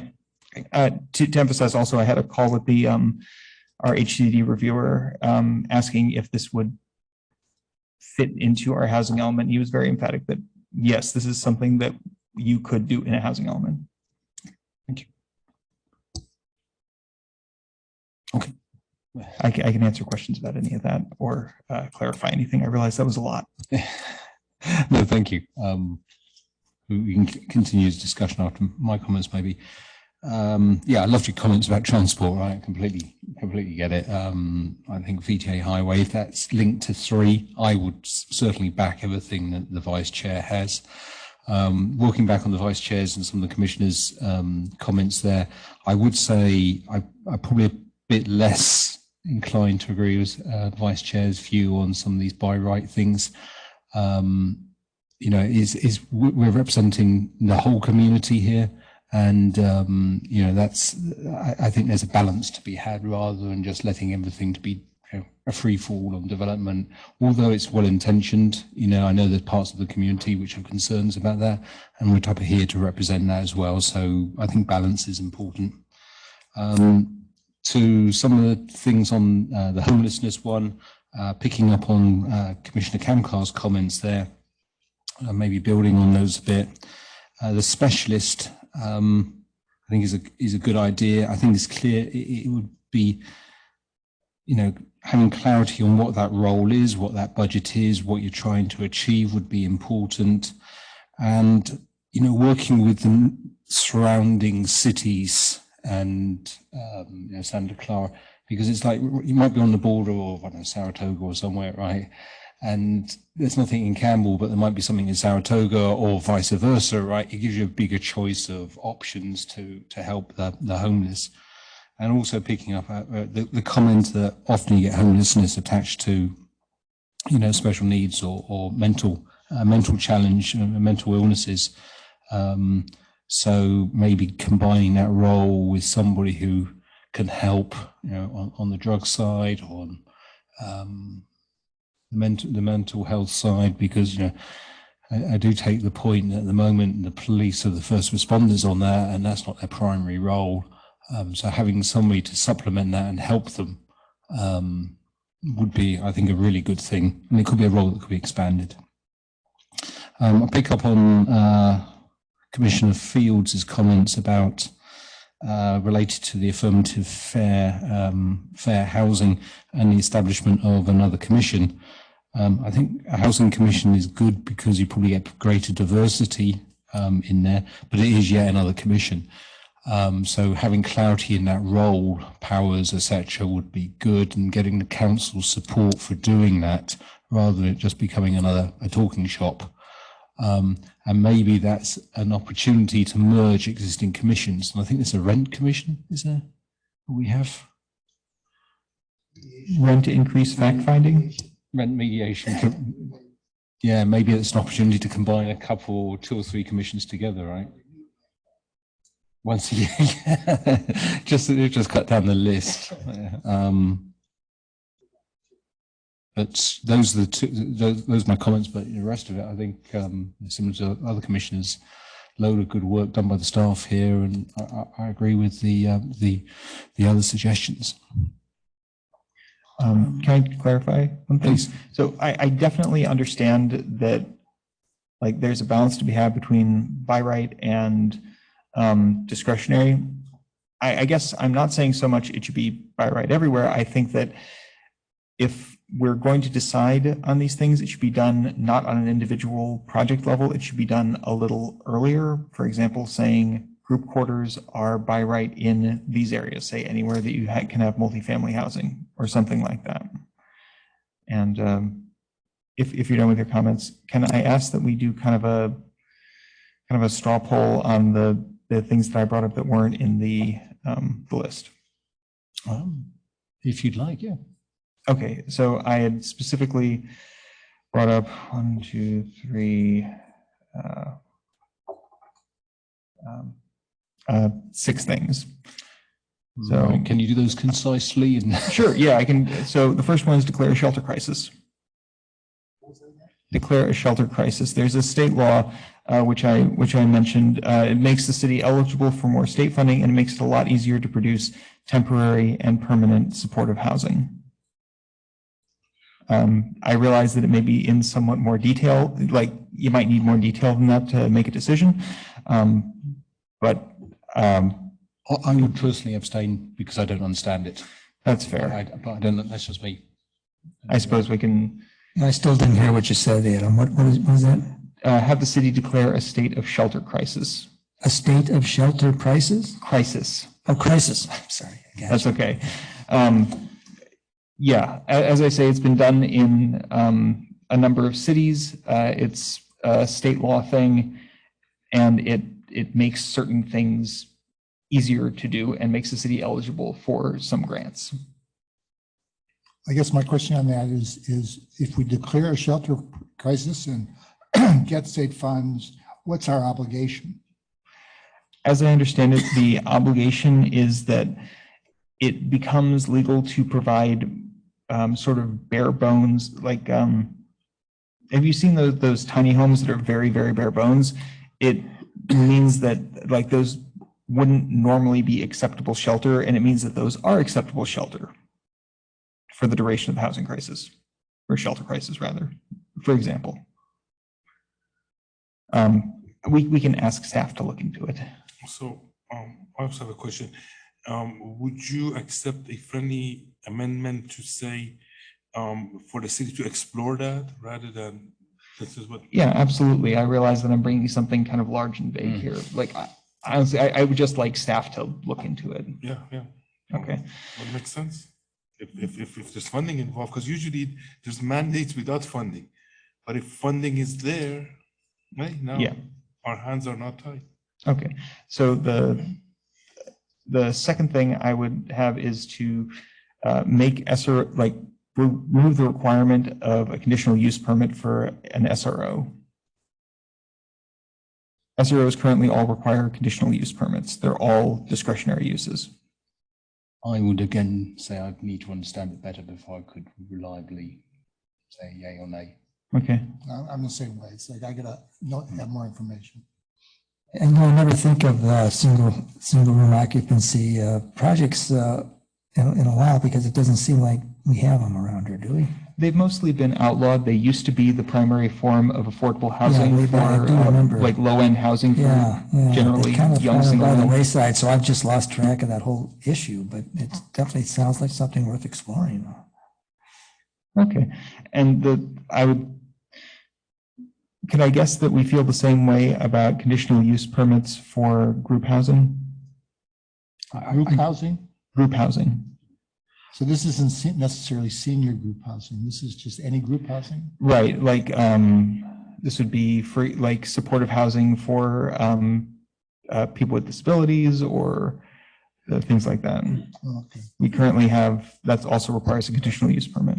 What if I could suggest, these are really interesting and valuable topics. They're very big topics, right? And I could imagine we could spend quite a bit of time on each one to fully understand it and weigh in with a value judgment. Maybe we want to, agendaize these things on a one-by-one basis over a number of weeks so that we could afford a little time if you wanted to bring that up for a discussion and that was something the fellow commissioners wanted to do. I do feel I would like to do that. My concern is that this is all going to City Council next week. So like to the extent I would like staff to look into this, it's kind of like we have to talk about this today or we're going to miss the vote, is my understanding. Am I right on that? Well, I will confirm it goes to City Council next week, and I will confirm as soon as possible after council direction, we will resubmit the housing element as revised to HCD. So my understanding is you're trying to get these incorporated as part of the housing element? Yes. Okay. Seems we're a little too last minute on it. I just don't see us being able to come up with a consensus on something. These are, to me, somewhat complicated issues. I guess I know little about SROs. All I know about SROs is mostly they're big city. You usually see them in big cities, like where semi-homeless or very poor people, get a cheap room, right? So that's about as much as I know. And so the question I have is just like how practical that is here. Where would they be? How does that happen? So, to me, there's a lot of questions about just trying to understand it better. Okay, I understand these are sort of broader issues. I guess, like, I'd be fine with agendizing discussion of liberalizing SROs and group homes later on. The part of the reason why I wanted to bring this up here is that I have talked to city council members about declaring a state of shelter crisis, and I was told like, it's politically difficult and so forth, which I'm sure it is. And the point of the housing element is that we can actually nail ourselves to things and they have to get done. I think, do you think, since the transportation items are somewhat more concrete, that it is worth talking about those in the same fashion? These are not like make this broad change to this planner saying. One of them is saying that staff has already discussed doing, and the other two are pretty straightforward policies. I think what you're trying to achieve is, I think to your comment, rather than you just making a note of it, you'd like it recorded that the commission you'd like to get I'd like to get a commission sense of the commission support or non-support, yes. Right? Mm-hmm. I think you again raise really big subjects. I don't think it's going to be possible to effectively touch on most of those. Maybe the transport one is the clearest one. I think your comments will be clearly noted in the minutes, so we could request that they're clearly noted, and I'm sure they are with the other commissioners' comments on there. But the fact that we're not having a proper forum to discuss them would detract, because you're bringing it up and it's like, oh yeah, they just said yes or no just to get out of the room, right? As opposed to having considered discussion and thinking about it beforehand. Okay. I think that's the danger of doing it. Is. I think, yeah, we're kind of backed into a corner where like the options are to have an off-the-cuff discussion about it or like not get to do this for the next 8 years. So you see my issue here. Well, I'm not, maybe you can explain to me, but if we want to say be involved in the trail issue or the citywide bike path stuff that you talked about, I don't know if that can't be handled separately from being part of the housing element. I mean, to me, those are issues that By the way, we do have a commission. It's the pedestrian, what's it called again? DPAC. We gotta get those guys going. Somebody ran them over there. But it seems to me that that can be separated out. I mean, there's no reason why the city can't get involved in a trail system independently of the housing element, can it? It certainly can. The reason why I want to bring this up as part of our housing element is simply because, how can I put this? For example, in the 2000 general plan, the city said, we're going to get rid of FAR limits for, or at least raise FAR limits for residential zones. And then they kind of just forgot to do it. And that just happened. The thing about the housing element is that the city will actually do this. I have a sense that if we don't attach this to the housing element, the city will decide not to do this because other things will be more important and we just won't be able to get it to happen. This is why I seem very, very keen on this. So as some sort of compromise, can we suggest that the city consider an active transportation element as part of our commitment to affirmatively furthering fair housing? Is that broad and straightforward enough? I would support that. Yeah. So Yeah. I think you've got the Consensus. support of the commission on the transport side. All right, this is about as hard as I'm up for running. not the council listens to us that much. Well, you know, they listen to all of us more than they listen to me. Yeah. Well, I admire your tenacity, and it's good on you that you do this, right? So appreciate it. It's a big subject. Right? Thank you. I did a lot of homework for this. Yeah. I may have sent some of these suggestions into staff before coming here. Right. So I'll bring read this to a close. So that's the end of the PLN-2022-12 business. The next item we have here is report of Residential Design Standards Subcommittee.